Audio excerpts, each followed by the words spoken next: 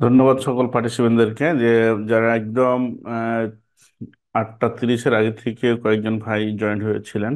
তাদেরকেও অনেক আন্তরিকভাবে আমি ধন্যবাদ জানাই আমার পক্ষ থেকে এবং অ্যাডভান্টেজের পক্ষ থেকে। আপনাদের উৎসাহ এবং অনুপ্রেরণাই আমাদের শক্তি। তার সাথে সাথে যারা পরে যুক্ত হয়েছিলেন, আমরা আসলে আমাদের প্রোগ্রামটা 8:30টায় ছিল, কিন্তু আমরা আপনাদের কাছ থেকে 10টা মিনিট যুক্ত হওয়ার জন্য এবং আদার্স প্রিপারেশনের জন্য নিয়েছি। এবং আপনাদের এই চ্যাট বক্সে দেখেন আমরা হোয়াটসঅ্যাপ গ্রুপ এবং ইউটিউবের একটা লিংক দিয়েছি। এখানে আমাদের কার্যক্রমগুলো দেওয়া হয় এবং শিক্ষামূলক ভিডিওগুলো দেওয়া হয়। আপনারা আমাদের এই চ্যানেলের সাথে থেকে আমাদের উৎসাহ দিবেন এবং আপনাদের যেন কোনো উপকারে আসতে পারে এই বিষয়গুলো। এখানে ফুল একটা অটোক্যাড আছে।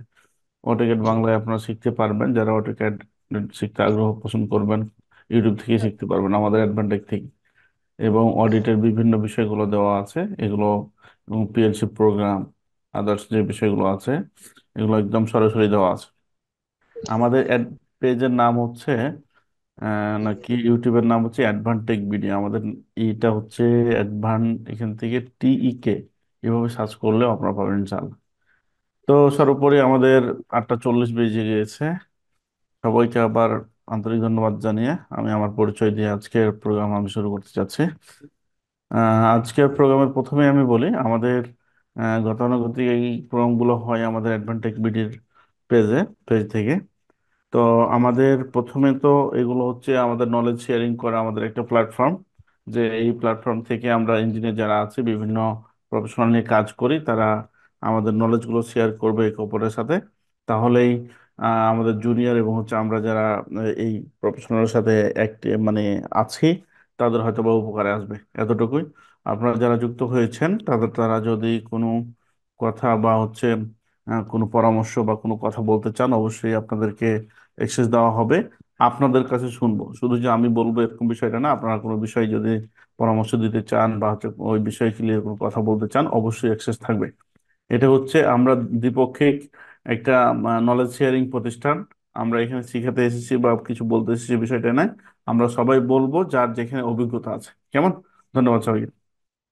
তো আমি প্রথমে আমার পরিচয় দিই যে ইঞ্জিনিয়ার সোহেল রানা, আমি বিএসসি ইন ট্রিপলি আর মেনটেন্যান্স কমপ্লায়েন্সে প্রায় 11-12 বছর আমি কাজ করেছি। আর বিভিন্ন কোম্পানি নিট ডাইং এবং টেক্সটাইল, ফ্লেক্সিবল প্যাকেজিং, প্রায় 7-8টা কোম্পানিতে আমি জব করেছি। আমার রেসপন্সিবিলিটি প্রথমেই ছিল অডিট এবং আপনার মেনটেন্যান্সের যে বিষয়গুলো। আমি হেড অফিসে বসতাম দীর্ঘদিন আর কি। তো সেখান থেকে যে বিষয়গুলো মনে হয়েছে আমার কাছে, যে এই বিষয়গুলো যারা জুনিয়র ইঞ্জিনিয়ার আছে বা এই সেক্টরে যারা কাজ করতেছে তাদের সাথে শেয়ার করলে আমাদের ভাইদের হেল্প হিসাবে কাজ হবে। যে অনেক বিষয় ডকুমেন্টস থাকে, অনেক বিষয় যে মেনটেন্সের ভিতরে যেগুলো থাকে এগুলো। এবং তার সাথে সাথে আমি এনএডিএল ইঞ্জিনিয়ারিং ডেভেলপমেন্ট লিমিটেড, গাজীপুরে একটা লিমিটেড কোম্পানি আছে, ওই কোম্পানির ম্যানেজিং ডিরেক্টর হিসাবে আছি। এবং অ্যাডভান্টেক বিডির আমি অপারেশন ডিরেক্টর হিসাবে দায়িত্বে আছি। আর এই maintenance professional maintenance engineering course এবং অডিট, RSC অডিট ইলেকট্রিক্যাল, এই কোর্সের ইনস্ট্রাক্টর হিসাবে পথ চলতেছে। এই তো আমার পরিচয়। তো দেখেন, আজকের প্রথমেই সেমিনার যারা যুক্ত হয়েছেন তাদের উদ্দেশ্যে বা জাস্ট আমাদের সবার উদ্দেশ্যে যে একটু ব্রেনটাকে, বা যারা একদম জুনিয়র, এখানে সিনিয়র জুনিয়র সবাই আছেন আপনাদেরকে দেখতে পাচ্ছে, কিছু কোশ্চেন ক্রিয়েট করে জাস্ট একটু ভাবার জন্য যে মেনটেন্স বলতে কি বুঝো, মেনটেন্স কত প্রকার, শিডিউল মেনটেন্স কি, পিরিয়ডিক মেনটেন্স কি, কেন মেনটেন্স করি, ইউটিলিটি কি বলতে কি বুঝি, ইউটিলিটি ইউটিলিটি ডিপার্টমেন্টে কি কি থাকে, ইটিপি কি, ডব্লিউডিপি কি, সাবস্টেশন কি, সাবস্টেশন কি কি চেকলিস্ট মেনটেন করতে হয়, জেনারেটর কতদিন পর পর মেনটেন্স করতে হয়, জেনারেটর রানিং করার আগে কি কি বিষয়গুলো চেক করতে হয়, বয়লার কি কি টেস্ট করতে হয়, বয়লার কি কি চেক লিস্ট মেনটেন করতে হয়, বয়লারের টেস্টগুলোর নাম কি, ওয়াটার ট্রিটমেন্ট কি, পিএইচ কি, চিলার কি, কাজ কি, প্লাম্বিং কি, তারপর কম্প্রেসরের কাজ কি, মেনটেন্স ইঞ্জিনিয়ার আপনার দায়িত্ব কি, টেকনিক্যাল অডিট কি, এই বিষয়গুলো জাস্ট আপনাদের একটু ধারণা দেওয়ার জন্য। যে আমাদের প্রতিনিয়ত একদম বেসিক কোশ্চেন এগুলো, মেনটেন্স বা ইন্ডাস্ট্রিতে জব করতে গেলে এই বিষয়গুলো অনেক সময় আমাদের কাছে আসে।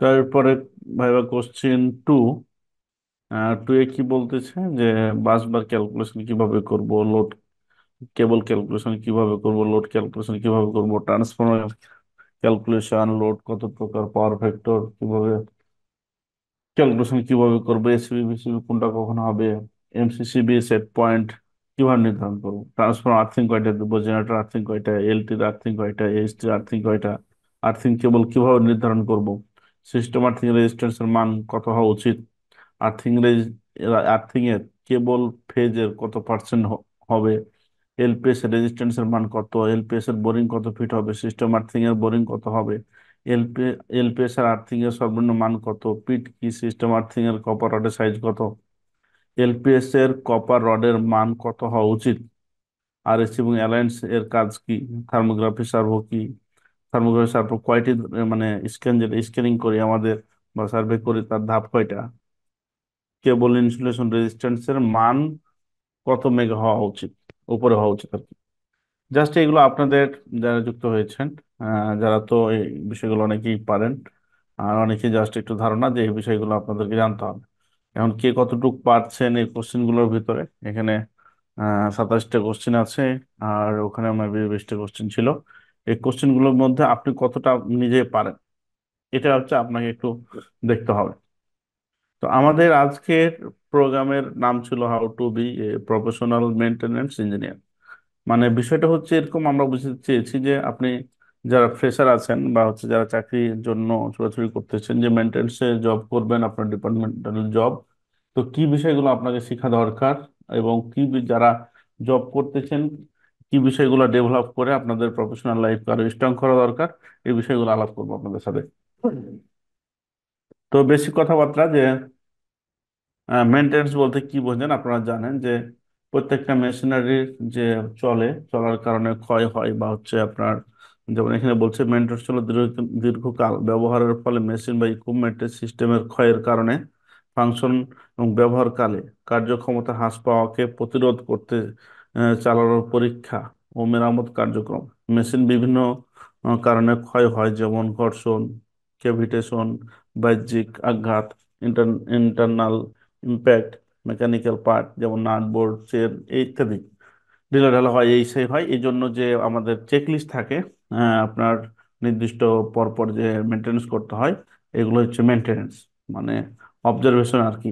দীর্ঘকাল ব্যবহারের ফলে কোনো মেশিনের নাটটা হতে পারে, তারপর হচ্ছে সেন্সরগুলো ব্লক হতে পারে, সেজন্য একটা যে মেশিনের উপর ডিপেন্ড করে এক একটা মেশিন এক এক রকম করে মেনটেনেন্স করতে হয়। কোনো মেশিনকে প্রতিদিনই আপনার হাওয়া দিয়ে পরিষ্কার করতে হয়, কিছু মেশিন আছে লিস্টেড। তো এখন অপারেটর এটা অপারেটিং সাইডটা এটা করবে, কিন্তু আপনার চেক লিস্ট বা হচ্ছে বিভিন্ন প্রকার অডিট এবং হচ্ছে আপনার ইন্টারন্যাশনালি আপনাকে যে ডকুমেন্ট গুলো করতে হয়, সেগুলো কিভাবে করতে হয় সেই বিষয়গুলো আপনাদের সাথে শেয়ার করবো। তো দেখেন, মেনটেন্স করার উদ্দেশ্য, মেনটেন্স কেন করব আমরা, আপনার প্রশ্ন হতে পারে যারা মেনটেন্স কেন করব আমরা মেশিনগুলো। মেনটেন্স করবো এই জন্য যে মেশিন বা ইকুইপমেন্ট ব্যবহারকারীদের সুরক্ষা নিশ্চিত করো। দেখেন যে একটা মেনটেন্স যদি আপনি না করেন মেশিনের, যখন কোনো বাহ্যিক যারা অপারেটর থাকে তারা যদি মেশিনের মেনটেন্স না করার কারণে ক্ষয় হয়, আগুন ধরে, তারপর বেল ছিঁড়ে যায়, অনেক কিছু হতে পারে। তারপর পরিবেশ সুরক্ষা নিশ্চিতকরণ, তারপর মেশিন বা ইকুইপমেন্টের নির্ভরযোগ্যতা নিশ্চিতকরণ, মেশিন বা ইকুইপমেন্টের দীর্ঘমেয়াদী ব্যবহার নিশ্চয়তাকরণ। দেখেন এই বিষয়গুলো মেন মেন বিষয়গুলো, আরো অনেক বিষয় আছে ধরা হয়েছে। মেনটেন্স এখানে তিন প্রকার দেওয়া আছে: corrective maintenance, periodical maintenance, schedule maintenance. তো হচ্ছে কারেক্টিভ মেনটেন্স কাকে বলে, এগুলো নিয়ে আমি আর আলোচনা করতেছি না। পিরিয়ডিক্যাল মেনটেন্স, তারপর শিডিউল মেনটেন্স, আমাদের এগুলো বাংলা কথা আমি আলোচনা করতে যাচ্ছি না। আমি চেক লিস্টে আসতেছি। আচ্ছা, চেক লিস্টে তার আগে যেটা আমাকে করতে হবে, আমাকে এই পার্টটা আমি একটু পরে আলোচনা করব।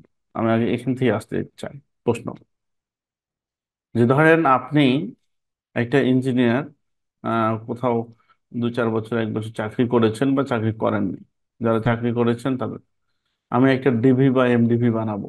এমডিভি, ডিভি, এলটি প্যানেল যেটাই বানান না কেন, ক্যালকুলেশন সবকিছুই এক, কিন্তু আপনাকে প্রসিডিউর যদি আপনি জানেন তাহলে আপনি পারবেন। এখানে আসলে জব করেন কারা, একটু হ্যান্ড রাইজ করবেন কষ্ট করে, আমি তাদের সাথে একটু শেয়ার করবো জাস্ট। যারা জব করেন।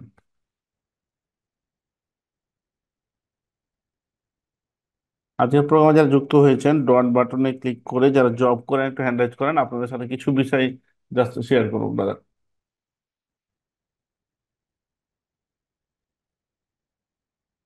Thank you. শামসুল ইসলাম ভাই, বদরুজ্জামান ভাই আছেন, ধন্যবাদ আপনাকে। নাইম ভাই। আচ্ছা, যাই হোক, এখন যারা আপনারা সিনিয়র পার্সন আছেন তাদের সাথেও আরো অনেক বিষয় শেয়ার করব, বা যারা জব করেন, যে প্রতিনিয়ত যারা জুনিয়র আছে তাদেরকে আমাদেরকে উৎসাহ এবং হচ্ছে সঠিক পরামর্শ দিয়ে তাদেরকেও আমাদেরকে উঠিয়ে নিয়ে আসাও আমাদের দায়িত্ব। কেমন? তো দেখেন, আমি যদি প্রশ্ন করি যে একটা ডিভি তৈরি করতে কি কি প্রয়োজন আপনি ইলেকট্রিক্যাল ইঞ্জিনিয়ার হিসাবে, তখন আপনি কি বলবেন? যে বলতে পারবেন যে একটা ডিবিতে কি কি জিনিস, একটু বলতে তো অবশ্যই পারবেন, বলেন তো আমাকে কি কি লাগবে, আমি আমি মেন মেন যে বিষয়গুলো একটু বলবেন ব্রাদার। হ্যালো। সরি স্যার, প্রশ্নটা বুঝতে পারিনি। আমি একটা 300 অ্যাম্পিয়ারের এমডিভি বানাবো। হ্যাঁ, কি কি প্রয়োজন আমার, কি কি ইকুইপমেন্ট আপনি লিস্ট, মনে করেন আমি লিস্ট করবেন আপনি ইঞ্জিনিয়ার হিসেবে, কি কি প্রয়োজন আমার? সার্কিট ব্রেকার, সার্কিট ব্রেকার, বাসবার লাগবে, বাসবার লাগবে, তারপর আরসিসিবি লাগবে, আর সিসিবি, আর সিসিবি, আর এমসিসিবি যেগুলো আছে। এমসিসিবি, এই তো। আচ্ছা, এই তো। তাহলে 300 অ্যাম্পিয়ার জন্য বাসবার কয়টা দেবো বলেন? বাসবার দুইটা দেখতে হবে, দুইটা। দুইটা। আচ্ছা, দুইটা বাসবার দিলাম। আর চারটা বার বার থাকবে, চারটা বাজ বার। সরি, মানে চারটা মনে থাকবে, হ্যাঁ। চারটা থাকবে। একটা এমসিসিবি, 4টা বাসবার। ও আচ্ছা, চারটা, হ্যাঁ সরি, চারটা, হ্যাঁ চারটাতে চারটে। হ্যাঁ, চারটা। আর আর কি লাগবে? আর হচ্ছে বেকার লাগবে, কেবল লাগবে, এই তো। আর কেবল, হ্যাঁ, ডিজিটাল, বেকার হ্যাঁ, কেবল। এগুলো তো অক্সিলারি, মানে ক্যালকুলেশন জিনিস তো বেকার, আর হচ্ছে কেবল, আর হচ্ছে বাসবাড়ি, ঠিক না? এখন জি। বলেন 300 অ্যাম্পিয়ারের জন্য কত এর বাসবার প্রয়োজন আমার? 3 mm। হম, 300 অ্যাম্পিয়ার আমি লোড দিব, তাহলে কত অ্যাম্পিয়ার বাসবার আমি নেব? 3 mm বার হলে এনাফ। 3 mm। এই যে বাসবার আছে না ব্রাদার, এটা উইথ কত হবে, থিকনেস কত হবে, কিভাবে নিব আমি? এটা কিসের ভিত্তির উপরে নিব 300 অ্যাম্পিয়ারের জন্য এই বাসবারগুলো? এই যে বারগুলো, দোকানে যেতে বলতে হবে আমাকে এত এর বাসবার দেন নাকি?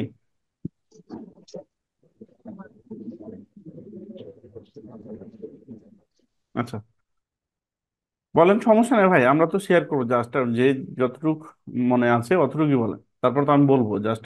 জি, আমার জানা মতে হলো 6 মিলি থিকনেসে হলো যে 500 এম্পিয়ার। তাহলে আমরা 4 mm নিলে হয়। ওকে, থ্যাংক ইউ সেভ ভাই। আমি বলতেছি, জি। আপনারা দেখেন বিষয়টা, আমি কাউকে ছোট করার জন্য না, জাস্ট আমি সবাই কি বলতেছি, আমি অনেক কিছু জানি বিষয়টা না, জাস্ট আমরা এখানে 38 জন মেম্বার আছি, সবাই এখানে নলেজ শেয়ারিং করব। একটা আপনার কাছে শিখবো, আপনাকে আমি শিখাবো বলতে ভুল কথা, শেয়ারিং করবো সাউন্ড বিষয়গুলো। শোনা যাচ্ছে না, সাউন্ডটা যদি একটু বাসবার কি ক্লিয়ার করতেন। 5টা লাগবে না? শোনা যাচ্ছে আমাকে? হ্যাঁ, আমি বলতেছি যে, জি। হ্যাঁ ভাই, বাসবারের প্রসঙ্গ পরে, আমি বলতেছি জাস্ট আমরা যতটুকু আপনি জানেন আমি জানি, একে অপরের সাথে শেয়ার করবো সেগুলো, তাহলে এগিয়ে যাবো ইনশাল্লাহ আমরা। তো দেখেন, এখানে আমি যে একটা সিম্পল কোশ্চেন করেছি, যে এটা ডিবি করতে বা এমডিবি করতে কি কি লাগবে, আমার তিনটা ভাই তিনটা কথা বলেছেন, আপনার মনে আছে নাকি? একজন ভাই বলেছেন দুইটা লাগবে, একজন ভাই বলছেন চারটা লাগবে, এখন আর একজন বললো পাঁচটা লাগবে। ঠিক আছে, এখনকারটা সঠিক, পরে যিনি বলবো। আমার তিনটা ফেজের জন্য আর ওয়াই বি, আর ওয়াই বি এর জন্য তিনটে, এই তিনটে। একটা হচ্ছে নিউট্রালের জন্য একটা হচ্ছে ইসিসির জন্য, আর্থিং এর জন্য, যেটা আপনাকে একটা এমডি বা ডিপি বা এলটি প্যানেল যেখানে বলেন, এই পাঁচটা আপনাকে বাসবার আপনাকে অবশ্যই প্রয়োজন গেল একটা স্টেপ। তারপরে আরেকটা কোশ্চেন যেটা বলছিলাম আমি, দেখেন কোশ্চেন ওই জন্য ক্রিয়েট করছিলাম যে এই ধরে কথা বললে অনেকটি কথা বলা যাবে বা শেখা যাবে। যে আপনাকে আমি বললাম যে আমরা তো এখানে ইঞ্জিনিয়ার, যে এই 300 অ্যাম্পিয়ারের জন্য বাস বাড়ানো কত প্রয়োজন। যখন আপনাকে আমি এক্স্যাক্টলি এরকম কেউ কোশ্চেন করবে আপনাকে, আমাকে করতে পারে, তখন আপনি মুখস্থ যদি 6 mm 10 mm বলেন, যদি আপনার এটা জানা থাকে সেটা বলবেন ভিন্ন বিষয়। কিন্তু আপনাকে আমাকে যাচাই করার জন্য আমাদের সিনিয়র যারা আছে বা যেখানে আপনি ব্যবহার দিতে যাবেন, আপনাকে ক্যালকুলেশন আপনি জানেন কিনা এই বিষয়টা আপনাকে বুঝতেছে, যে যেখানে সূত্র অ্যাপ্লাই করার আপনাকে সূত্র অ্যাপ্লাই করতে হবে। ঠিক আছে? তো এখানে বাসবারের সূত্রটা এরকম ছিল, আহ, যেটা যে বাসবার ক্যালকুলেশন যখন আপনি করবেন কোন জায়গায়, তখন এরকম থাকবে যে থিকনেস, এটা সূত্র, থিকনেস ইন্টু উইথ ইন্টু যে ম্যাটেরিয়াল দিয়ে করবেন তার স্পেসিফিক গ্র্যাভিটি।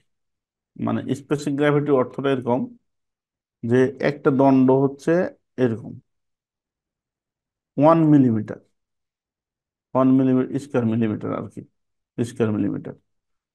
এদিকে অন, এদিকে অন, এদিকে অন, এই দণ্ডটার ভিতরে কতটুক কারেন্ট প্রবাহিত হতে পারবে, এই জায়গাতে বসতে হবে। এখন যদি এটা লোহা দেন আপনি, কথার কথা, তাহলে লোহার মান যে 1 মিলিমিটারে মনে করেন কত যায়, যেমন কপার, যদি আপনি কপার নেন তাহলে আরএসএ বা স্ট্যান্ডার্ড হচ্ছে 1.65, নাকি সরি 1.55, এটা আরএসি বা বিভিন্ন স্ট্যান্ডার্ড, এটা সেফটি নেই। যদি আপনি এটা অ্যালুমিনিয়াম নেন তাহলে হচ্ছে এটা 1.09, 09.5 বা 9।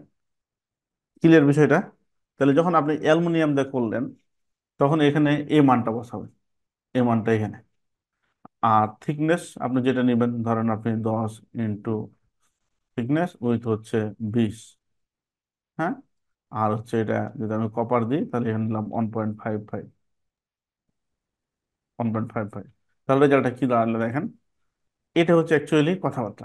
আপনি মুখস্থ কথা আপনার হবে না, মানে হতে পারে ইঞ্জিনিয়ারিং সায়েন্সে হতে পারে, হয় এরকম কোনো কথা নাই। তো এই যে দেখেন আমারটা একটু 1.55, দেখেন 310। তো আপনি যদি 310 বলেন যে 310, এখানে 300-র জন্য 310 আপনি একটু বেশি নিতে পারবেন, কম নিতে পারবেন না। তো আমি কি বললাম একবার, কি যে 10 ইন্টু থিকনেস 10 উইথ হচ্ছে 20 যদি নেন তাহলে আপনার 300 অ্যাম্পিয়ার নিতে পারবে। ঠিক আছে? তখন আপনাকে প্রশ্ন করবে যে আপনি কিভাবে জানলেন এটা। তখন আপনি এই সূত্রটা যদি বলে দেন এক লাইনে, সকল বাসবার ক্যালকুলেশন এই সূত্রের মাধ্যমে হয়। যদি এটা অ্যালুমিনিয়াম হয় তখন এটা দিয়ে আপনাকে কি করতে হবে, তখন থিকনেস উইথ আপনাকে বাড়াইতে হবে। ক্লিয়ার বিষয়টা ব্রাদার? বাকিরা না বুঝে যাচ্ছে না এখানে? বাসবার ক্যালকুলেশন কিভাবে করবেন? না, জি বুঝতে পারছি। আমরা আচ্ছা, এই সাইফুল ভাই জি বলেন। থিকনেস হলো 10 mm, জি, এবং সব উইথ হলো 20 20 mm। mm। আর জি, এই যে 1.5 mm, এটা হলো যে এটা কি অন এম, এটা ওয়ান, আসলে এটা হচ্ছে কপার আপনার না, কপারের, ভাই এই কপার আছে না, কপার, কপারের কপার। এটা হচ্ছে স্ট্যান্ডার্ড ভ্যালু। এটা হচ্ছে অডিট বা হচ্ছে আরএসি, বিভিন্ন অডিট এটা চাই। এটা হচ্ছে অ্যাম্পিয়ার, এটা হচ্ছে অ্যাম্পিয়ার, এটা অ্যাম্পিয়ার কি 1 মিলিমিটার, এটা মিলিমিটার স্কোয়ার মিটার আর কি। এটার ক্ষমতা হচ্ছে এর ভিতর দিয়ে 1.55 কারেন্ট বহন করতে পারবে স্ট্যান্ডার্ড অনুযায়ী, গরম হবে না, কিছু হবে না। হ্যাঁ, যখন এই দণ্ডটা ধরেন, এখন যখন আপনার এই দণ্ডটা আমার এরকম থাকে, বাসবার তো এরকম থাকে না, যে থিকনেস হচ্ছে 10 mm আর উইথ হচ্ছে এটা 20 mm, এর মধ্য দিয়ে আপনার কারেন্ট যেতে পারবে 310, এইটার মধ্য দিয়ে বহন করতে পারবে। এই লম্বার উপর ডিপেন্ড করবে না, এই লম্বার উপর ডিপেন্ড করবে না। ক্লিয়ার? জি, এখানে আমার একটা কোশ্চেন আছে, সেটা হলো অনেক সময় তো প্রশ্ন এরকমও করতে পারে যে আমি বা আমাকে যখন কিনতে দিবে যে হ্যাঁ, আমার 300 বা 310 এম্পিয়ারের একটা বাস বারের জন্য আমার এই বারটা কত থিকনেসের দরকার, সেটা আমি কিভাবে ক্যালকুলেশন করব? যে আমাকে অনেক সময় আছে যে ম্যানুফ্যাকচারার তো আমার সাথে দুর্নীতিও করতে পারে, যে আমাকে কম থিকনেসের দিয়ে দিল, যেটা আমি আপনি বুঝতে আপনি পারিনি। মাপবেন থিকনেস, এটা না, মাপতে হবে। না, সেক্ষেত্রে আমি ওই থিকনেসটা কিভাবে পাবো? থিকনেস ক্যালকুলেশনটা কি এরকম যে কত এম্পিয়ারের জন্য থিকনেস তো একটা ই করতে পারে, আমি ম্যাটার আপনার করে না? আপনার কথাটা বুঝিনি ভাই, একটু একটু যদি বুঝিয়ে বলতেন আমাকে। বলছি যে আমি এই 300 এম্পিয়ারের 310 এম্পিয়ারের বাসবাড়ি আমি তৈরি করলাম, সেখানে আমার এই বারটার থিকনেসটা কত হবে? এই যে 10 ধইরা যেটা আসছে এইভাবেই কি ক্যালকুলেশন হবে না? এই থিকনেসটা কম বেশি হয় না? যেমন এটা যদি 1000 হয় এম্পিয়ার, হুম। তাহলে আমার এই থিকনেসটা কত আসবে? তখন যদি শোনেন, এখানে কোশ্চেন হচ্ছে দুইটা। আপনি অ্যাম্পিয়ার ধরে যদি করেন তাহলে আপনি এখানে বসান এই, আমরা তো ইকুয়ালি এটা, যে এটা সমান সমান 300, এটা উল্টাতে হবে। আর না হলে আপনি এরকম করবেন, আপনার কোশ্চেন আমি বুঝে ধরেন যে এটা 12, এটা তো আমার মিলে গেছে, মনে করেন 12 × 25, 20 হ্যাঁ, ইন্টু 1.55। হ্যাঁ, হ্যাঁ। এটা কত হয়? এ- এটা অনেক রকম, দুই তিন রকমের ক্যালকুলেশন হয়। যেমন ওই যে আপনার আমাদের ঐকিকের নিয়মের অঙ্কগুলা কাটাকাটি, যে এই পাশ থেকে ওই পাশ করতাম আমরা, এরকম ভাবে হয়। দুই পাশে আপনি যেতে পারবেন, সমস্যা নেই। তো দেখেন, ধরেন আপনি করতে করতে যখন আপনি করবেন, আর কিছুটা হচ্ছে আপনার প্রায় কাছাকাছি থাকে, যে ফিক্সড হয় যে এত এত হয়, আর এর বাইরে করতে গেলে আপনাকে অর্ডার দিয়ে বানিয়ে নিতে হবে। 12 × 20 × 1.55, দেখা যায় 375। এখন যদি 400 নেন তাহলে আপনাকে আরো বাড়াইতে হবে।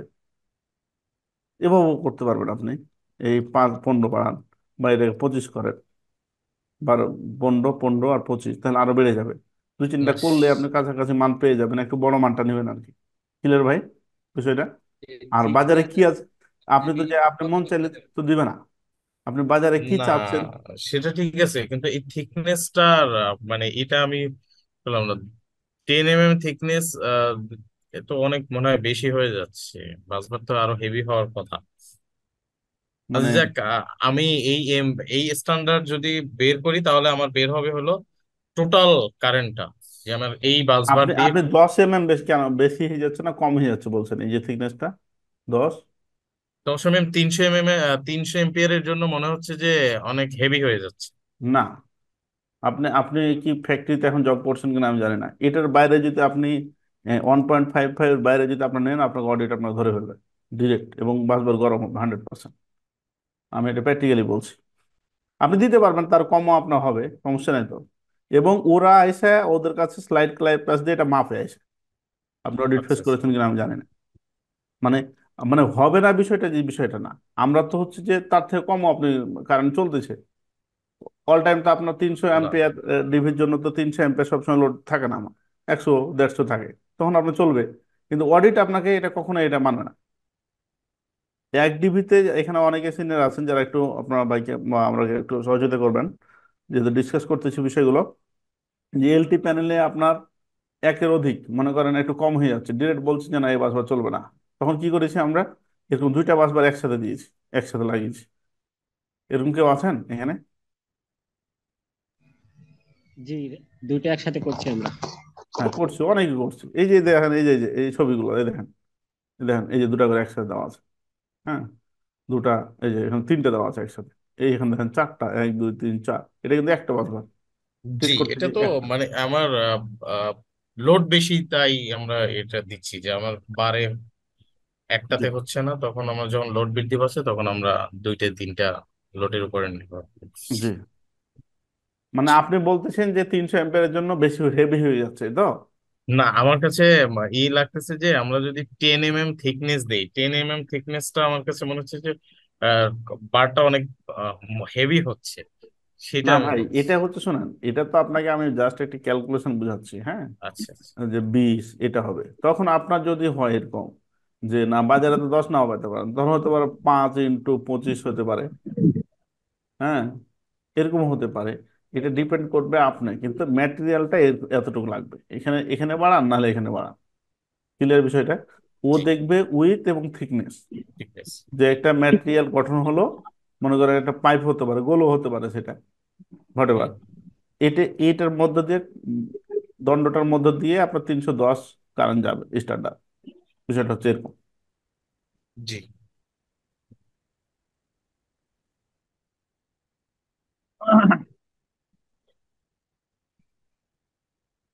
আচ্ছা,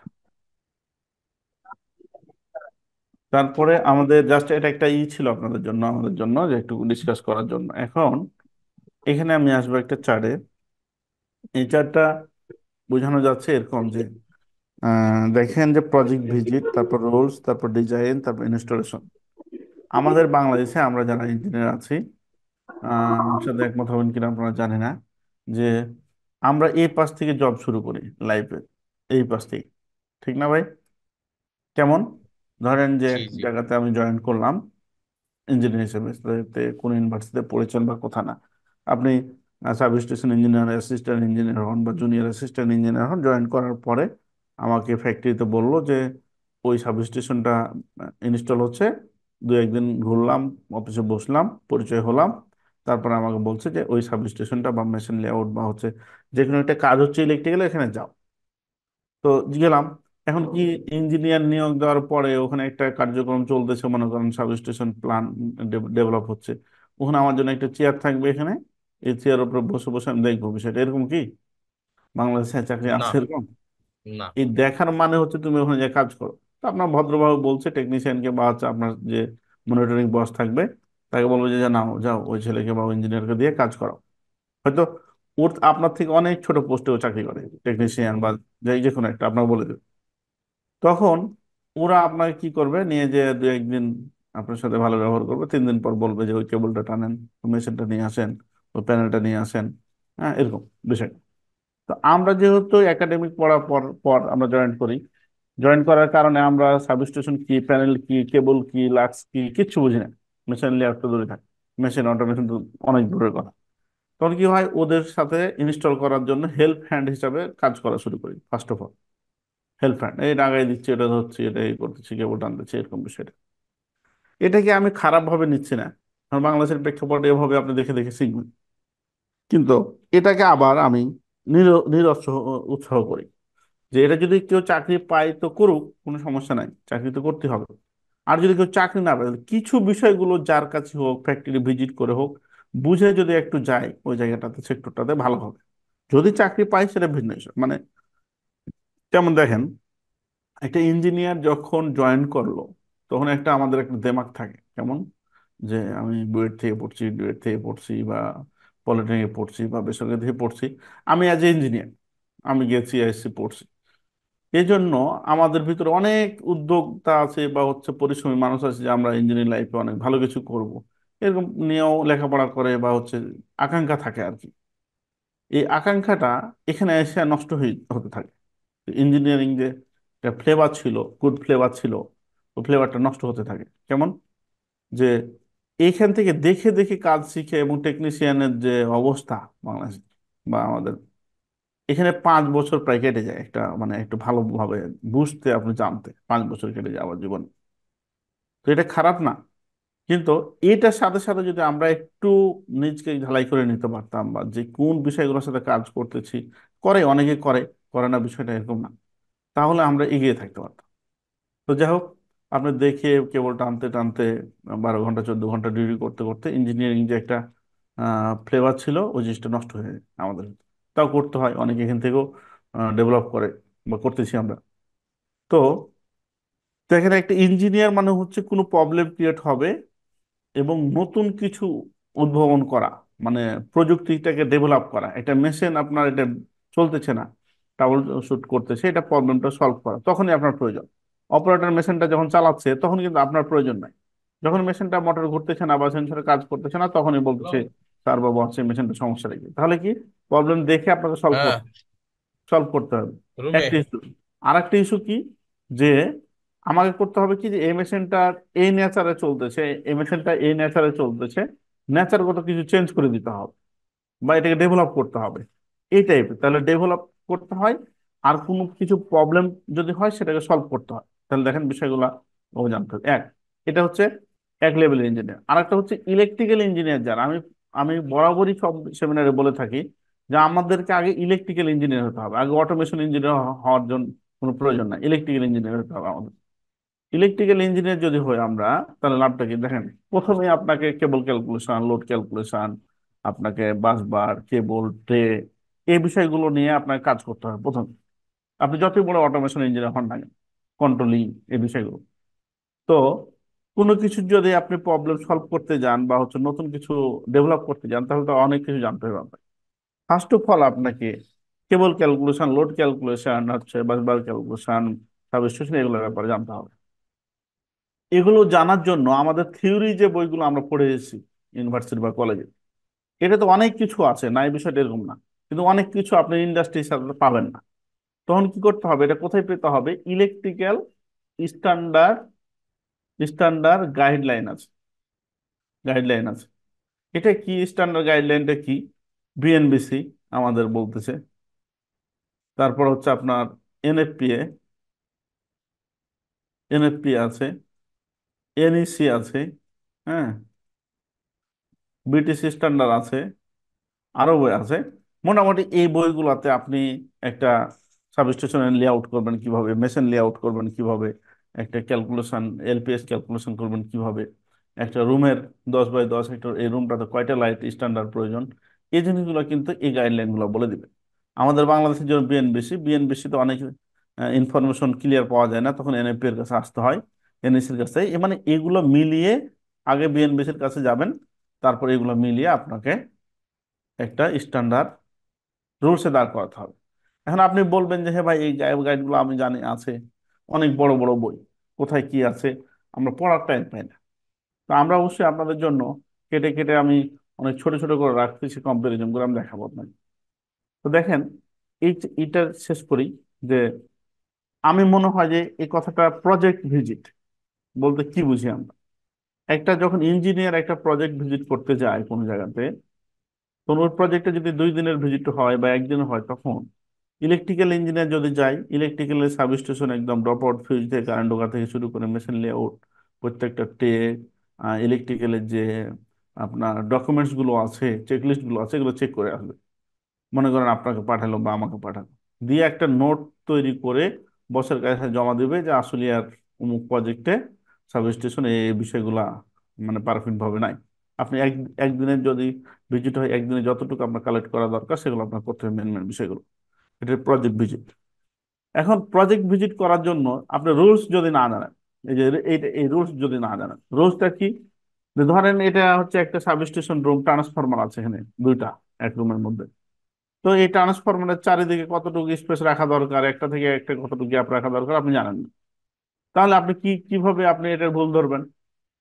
এখানে এই ট্রান্সফরমার রুমে আলো কতটুকু দরকার, কতটুকু বাতাস প্রয়োজন, ওয়াল গুলা কিভাবে হতে হবে, গেটটা কিভাবে হতে হবে, কেবল ক্যালকুলেশন, কেবল গুলা কিভাবে থাকবে, কয়টা আর্থিং এর প্রয়োজন, এই জিনিসগুলো যদি আপনি না জানেন, তাহলে এখানে আপনি কি ভুল ধরবেন?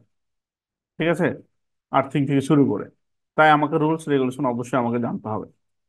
তারপরে দেখেন, যদি আমি রুলস রেগুলেশন জানি, তাহলে ডিজাইন আমি বলতেছি যে আমি জানি ট্রান্সফরমার রুম মনে করেন এটা, যে ট্রান্সফরমার চারিদিকে 1 মিটার করে রাখতে হবে, আর একটা থেকে একটা 1.5 মিটার। ঠিক আছে, যদি 11 কেবি হয় 1.5 মিটার। আমি এটা জানি, এই যে আমি মনে করেন এটা 1 মিটার করে রাখতেছি, এগুলো এগুলো আমি 1 মিটার করে রাখছি। এটা আমি ড্রয়িং করে দিলাম, ডিজাইন করলাম। এখন ডিজাইন যদি করি, তাহলে আমার ইনস্টল করা কি কোনো বিষয়? মানে আমরা দেখেন, আমরা উল্টা দিকে যাই। আগে আমরা এটা পাই কিচ্ছু বুঝি না, তারপর হচ্ছে ডিজাইন করি, ডিজাইনে যাই, তারপর হচ্ছে রুলস রেগুলেশন, তারপরে এসে যাই। এখন মজার বিষয় হচ্ছে দেখেন, এই যে আপনি যে ড্রয়িংটা করবেন, কিসে করবেন? কাগজ কলমে করবেন, মানে হাতে করবেন না। এই সময় এখন চলে গেছে যে এরপর নিয়ে আসে আপনার ড্রয়িং করে দিবেন, তারপর আপনার বসের আপনার দেখবে, এরকম না। এখন সবাই চায় স্ট্যান্ডার্ড, এখন অটোক্যাডে করে দিতে হবে। এটাকে লেআউটটাকে আপনি অটোক্যাড করে দেবেন। ঠিক আছে, অটোক্যাড করে আপনি প্রিন্ট দিয়ে বসের কাছে নিয়ে যাবেন, আপনার এমডির কাছে নিয়ে যাবেন। আপনার এই জিনিসটা দেখতেও ভালো লাগবে, আপনার বোঝানোর জন্য আপনার আরো ভালো হবে, এভাবে চাই। তাহলে ডিজাইন রুলস জানলেন। ডিজাইনের জন্য আপনাকে অবশ্যই অটোক্যাড জানতে হবে, ইঞ্জিনিয়ারিং ভাষা হচ্ছে ডিজাইন, ড্রয়িং ডিজাইন। তারপরে যখন আপনার একটা এরকম একটা আপনার প্রিন্ট থাকবে, তখন যদি আপনি জেনারেল পাবলিক হন, তো আপনি ইনস্টল করতে পারবেন। আর ইঞ্জিনিয়ার হলে তো কোনো কথাই নেই, এটা দেখে দেখে আরো ভুল টুলগুলো আপনারা ধরতে পারবেন। বিষয়টা হচ্ছে আমার আহ, এই চারটা দ্বারা এটাই বোঝানোর চেষ্টা করেছি যে আমরা যদি সঠিকভাবে এদিক থেকে যেতে পারি, ছাত্র জীবন থেকে প্রিপারেশন নিতে পারি এক ভালো। আর যদি আমরা চাকরি করে এদিক থেকে যদি যাই উল্টা দিক থেকে, তাহলে আপনাকে এই বিষয়গুলো আপনাকে জানতে হবে ধাপে ধাপে। অটোক্যাড, আচ্ছা এখানে অটোক্যাড জানেন কোন ভাই, একটু হ্যান্ড রাইজ করবেন? অটোক্যাড জানেন? ইএলডি বা হচ্ছে আপনার এসএলডি করতে পারেন? আরিফুল ইসলাম ভাই, আপনি এসএলডি করেছেন? শেখ ফরিদ ভাই? জি স্যার, ট্রেনিং করেছিলাম আর কি, শিখেছিলাম। ধন্যবাদ। আচ্ছা, অটোক্যাড কি খুব জটিল আপনাদের কাছে মনে হয়? না স্যার। মানে অটোক্যাড, আমি আমি বাকিগুলোর উদ্দেশ্যে বলছি, সেই জন্য আপনাদের হ্যান্ড রাইজ করালাম যে অটোক্যাড হচ্ছে ওয়ার্ডের থেকেও সোজা। কারণ কি, ওয়ার্ডের কমেন্টস গুলো কিন্তু আপনাকে মুখস্থ রাখতে হয়, আর অটোক্যাডে যদি আপনি ইংলিশ ওয়ার্ডটা জানেন, রেক্টেঙ্গুলার, রেক্টেঙ্গুলার যদি আর তিনটা অক্ষর দেন তাহলে চলে আসবে। ডিভাইডেড যদি টিপ দেন, ডিআইভি চাপ দিলে চলে আসে, ঠিক না ভাই? মানে জি স্যার। অটোক্যাড হচ্ছে জি ওর ওর জমিনে এরকম চাপ দিয়ে আপনি কমেন্টসে যা লিখবেন, যা করতে চাইবেন, উনি অটো চলে আসবে। ওটার জন্য নির্দিষ্ট কোনো জায়গায় যাওয়া লাগে না, ঠিক আছে? যে কমেন্টস মুখস্থ করা লাগে না, খালি টেকনিক জানলেই হয়। তো যারা জানেন না, অবশ্যই অটোক্যাড জানবেন, জানেন যে আপনাদের চাকরিতে বা সিভিতে যদি অটোক্যাড, ইলেকট্রিক্যাল অটোক্যাড আপনি ভালো জানেন, গুরুত্ব অনেক বেশি। যাই হোক, এখন দেখেন প্রজেক্ট ভিজিটের কথা বললাম। একটা ভিজিটে, একটা মনে করেন আপনি এলটি প্যানেল গেলেন বা ডিবিতে গেলেন, কি দেখবেন? প্রথমে দেখবেন আউটলুক, এটা ভেঙে আছে, এই জায়গাটা লক ঠিক নাই, তারপর হচ্ছে এলোমেলো ঝোল টোল দিয়ে সাফিসিয়েন্ট আলো নাই, ঠিক আছে, বাতাস নাই, তাহলে হবে না প্রাথমিকভাবে। তারপর হচ্ছে এলটি প্যানেল বা হচ্ছে এমডিবি বা ডিবি বা ট্রান্সফরমার চারিদিকে স্পেস গুলো নাই, এগুলো দেখবেন আপনি যখন অডিট বা ভিজিটর হিসাবে যাবেন। তারপরে দেখবেন বাহ্যিক যখন দেখা হলো, তখন দেখবেন ভিতরে এই ডোর আর্থিং আছে কিনা, ডোর আর্থিং গুলো সাফিসিয়েন্ট কিনা, এই বাসবার গুলো, এই প্যানেলটা হচ্ছে কত অ্যাম্পিয়ারের জন্য, লোডের জন্য ব্যবহার করা হচ্ছে, বাসবার ঠিক আছে কিনা, ব্রেকার গুলো ঠিক আছে কিনা, ঠিক আছে, মিটার গুলো ঠিক আছে কিনা, এই জিনিসগুলো দেখতে হবে। আচ্ছা একটু এখন বলেন তো, এটাতে তো বাসবার নাই, কি জানো, আর্থিং নাই। আমাদের সবার আর্থিং এভাবে দিই না, আমরা এভাবে দিই না, এভাবে। এটা কি আর্থিং ঠিক আছে? আমি যেটা দিলাম, ভাইয়া, বা আপনাদের ফ্যাক্টরি কিভাবে দেওয়া আছে? জি ভাই, আমাদের ক্ষেত্রে তো এইভাবেই দেওয়া আছে। কি আপনি এরকমই দেওয়া আছে। এটা কি ঠিক আছে সাইফুল ভাই? আমরা যখন বাইরে থেকে মেশিন কিনে আনি, সেক্ষেত্রেও তো দেখা যায় এরকমই থাকে। আচ্ছা, পরে একটা বডির জায়গা থাকে, বডিতে একটা আর্থিং দিয়ে দিলে বাকি সব জায়গাতেই এই আর্থিং গুলো এই হচ্ছে। না এটা মেশিনের ক্ষেত্রে ঠিক আছে, এটা মেশিন থেকে যাবে, ডিবির ক্ষেত্রে বলছেন। আচ্ছা এই এটা ঠিক না আপনি বলবেন, আমি বলতেছি দেখেন। আচ্ছা এই যে দেখেন এই বাসবারটা, এখানে একটা, এগুলো আছে ফিক্সড করা আছে না, এখানে ফিক্সড করা আছে, এখানে কানেক্ট করা আছে, এখানে করা আছে, এখানে করা আছে, এখানে করা আছে। তো এখানে 4 RM বা 6 RM এর যেটা ফ্লেক্সিবল কেবল দিবেন, এটা দেওয়ার মানে কি, আপনি এখানে একটা ম্যাট থাকবে, ম্যাটের উপরে ধরে আপনি যখন এটা কাজ করবেন, কোনো কারণে যদি বডি আর মানে শর্ট হয়ে যায়, আপনাকে যেন শক না করে, এই গ্রাউন্ডের এই এটার মাধ্যমে চলে যায় নিচে। বিষয়টা তো এরকমই নাকি? আর্থিকের উদ্দেশ্য তো এটাই। জি। তো এখন বলেন তো আপনাকে, আমাকে, আমি বললাম যে আপনি ভুল বলবেন, এটা অনেক, অনেকে এটা একটু ছোট জিনিস তো খেয়াল করে না, অডিটে অনেক অডিটে ধরে, অনেকে ধরে না। বলতেছি যে এই কানেক্টেড করা আছে এখানে, এখানে তার থেকে কি 4 RM এর ভিতর দিয়ে বেশি কারেন্ট যাবে আপনার মনে হয়? না। হয়? না। মনে করেন, হ্যাঁ বলতে পারেন যে কপারের, তো কপার তো এখানে, এখানে যখন আপনি হাত দিলেন, এই লোহার মধ্য দিয়ে তো এখান থেকে এখানে যাবে, আর এইটা লোহার মধ্য দিয়ে তো বডি থেকে আপনার গ্রাউন্ডে নামবে, ঠিক না? জি। জি। তাহলে কখন, তাহলে কি কি করা দরকার? দেখেন আমি যতগুলো ফ্যাক্টরিতে, আমি তো আমার মানে এই বয়সে আমি অনেক কোম্পানি কাজ করেছি, আমি এখনো করতেছি কনসালটেন্সি হিসাবে অ্যাডমিটের পক্ষ থেকে, প্রায় অনেকগুলো কোম্পানিতে আমার কাজ কাজ চলতেছে। বিষয়টা হচ্ছে এরকম থাকবে, নিয়ম হচ্ছে এটা, এখান থেকে আপনি এটা দিবেন, কোনো সমস্যা নাই। এখান থেকে মেন যে বাসবার আছে, ওই যে 5টা বাসবারের একটা যে আর্থিং বাসবার, সেটার সাথে আপনাকে কানেক্ট করতে হবে এগুলো। এই তাতে জাম্পার করতে পারেন, আপনি যেভাবে করতে পারেন, ভিতরে ভিতরে এগুলোর সাথে আপনার কানেক্ট করতে হবে। তাহলে অ্যাকচুয়ালি যখন আপনি বাসবার থেকে গ্রাউন্ডে যখন আপনার বোরিং করা থাকে, ফিট করা থাকে, এইটার আপনার আর্থিং এর রেজিস্ট্যান্সের মান অনেক ছোট থাকে, ভিতরে থাকে। এটা ভিতর দিয়ে করবেন, এভাবে না আর কি, দেখানোর জন্য বলতেছি। তাহলে যখন এখানে কোনো কারণে শর্ট হবে, আপনাকে না, আপনার ভিতর দিয়ে না যেয়ে উনি এখানে যখন শর্ট পথ পাবে, ইজি পথ পাবে, কারেন্ট এখানে যাবে। এখানে হাত দিলে বডি থাকলে যেখানে কারেন্ট থাকবে না, বিষয়টা তো এরকম না। কারেন্ট সবসময় গ্রাউন্ডটাকে যেখানে জিরো বা হচ্ছে রেজিস্ট্যান্স কম থাকে সেদিকে ধাবিত হয়, ঠিক না? এটা জি, হচ্ছে সূত্র। তো এটা যদি শর্ট করে আপনি ইজি ভাবে প্রসেস না করেন, তাহলে তো এটার কোনো অর্থ আসবে না। আপনারা একমত কিনা আমার সাথে? জি একদম। টেকনিক্যালি ভাবে। তো আপনারা যারা আছেন, আরেকটা অডিট যারা নিয়ে দুশ্চিন্তায় পড়েন, আরেকটা আপনাদের টেকনিক আমি বলে দিই, যে ভাই ছোট ছোট যে বিষয়গুলো আছে, আমি মানে চালাকি করতাম এটা। মনে করেন কোম্পানিতে ডিবি আছে 30টা বা 40টা, 5টা ডিবি এতটা লক্কর চক্কর থাকে যে মনে করেন ওই ডিবিতে হাত দিলেই মনে হয় যে ভয় ভয় লাগে, এরকম থাকে না ভাই কোম্পানিতে অনেক? এই অনেক ক্ষেত্রেই থাকে। তো আমি ডিরেক্টলি এমনি স্যারকে ডাইরেক্ট বলছি যে এই ডিবি কোনোভাবে এই 5টা ডিবি চলবে না যদি অডিট করতে হবে। হ্যাঁ অনেক তো, মনে করেন অনেক টাকা খরচ। আমি বলি, কয় টাকা খরচ হবে স্যার এখানে? এই বডিটার দাম কত টাকা? আর কিছু বাসবার চেঞ্জ করে ফেললাম, কিছু বেকার চেঞ্জ করে ফেললাম। তো আমি ওনাকেদেরকে বোঝাতে সক্ষম হই। মনে করেন 5টা ডিভি যদি আপনি চেঞ্জ করে ফেলেন, একটু নতুন একটা ডিভি দেন, এবং হচ্ছে আর্থিং গুলো এভাবে আমি যেভাবে বললাম দেন, তাহলে লুকিংটা অনেক গুড হয়ে যাবে না ভাই? লুকিংটা ফার্স্ট লুকিং, জি তখন ওরা এসে এবং ম্যাটটা থাকবে, পরিষ্কার থাকবে, শাইনিং থাকবে। তারপরে হচ্ছে আপনার যে এসএলডি লাগানো থাকবে। লুকিংটা মানে হচ্ছে যে ওই আমরা যখন পড়তাম, পড়ার টেবিলে বা গেটে লেখা থাকতো যে সালাম দিয়ে ঢুকুন বা বিড়ি খেয়েন না বা কথা বলিয়েন না, ওই জিনিসগুলো শুনলে কিন্তু ভালো লাগতো, যে একটা ইউনিক ইউনিক ভাব। তো এটার ভিত্তিতে তো আপনি ওগুলা করতে পারবেন না। আপনার নিয়ম মাফিক যেটা আপনার করতে হবে সেটা আপনার করতে হবে। অডিট যদি ভালো করে পাস করতে, মানে ওরা তখন ভালো লাগবে যে না, অন্য বিষয়গুলো তখন আপনার চোখে পড়লে ওরা পাশ কাটিয়ে চলে যায়। ঠিক আছে? তো আর্থিংটা স্ট্রংলি নিতে হবে। তারপর হচ্ছে এগুলো ক্যালকুলেশন। আরেকটা আমরা ভুল করি, দেখেন, এরকম বাসবার থাকে না, লিঙ্ক বাসবার যেটা বলে, লিঙ্ক বাসবার। মনে করেন এখানে 15 ইন্টু আপনি 30 দিলেন বাসবার, তো 15 ইন্টু 30 এখানে না দিয়ে এখানে উনি 10 ইন্টু মনে করেন 25 দিয়ে দেয়, চিকন দিয়ে দেয়, চিকন হয়ে। তো আমার কথা যে ক্যালকুলেশনে যদি এটা হয়, বুঝেন, এই বেকার থেকেই লিঙ্ক বাস বার গুলাতে এভাবে যায়, এভাবে তো যাবে। তো কারেন্ট তো এখান দিয়ে বেকার, এটা মেন বেকার, এটা থেকে তো এই বাস বারে যাবে বা এই বাস বার থেকে এটাতে আসবে, ঠিক না? একমাত্র আমার সাথে আপনারা। তো জি এটা আপনি মোটা এটা আপনি মোটা দিলেন, মেন মেন বাস বারের কথা বলতেছি আমি। আপনি যদি এটা মনে করেন এটা এটা 10 অ্যাম্পিয়ারের জন্য আপনি ইউজ করতেছেন বা কম কারেন্টের জন্য, ঠিক আছে।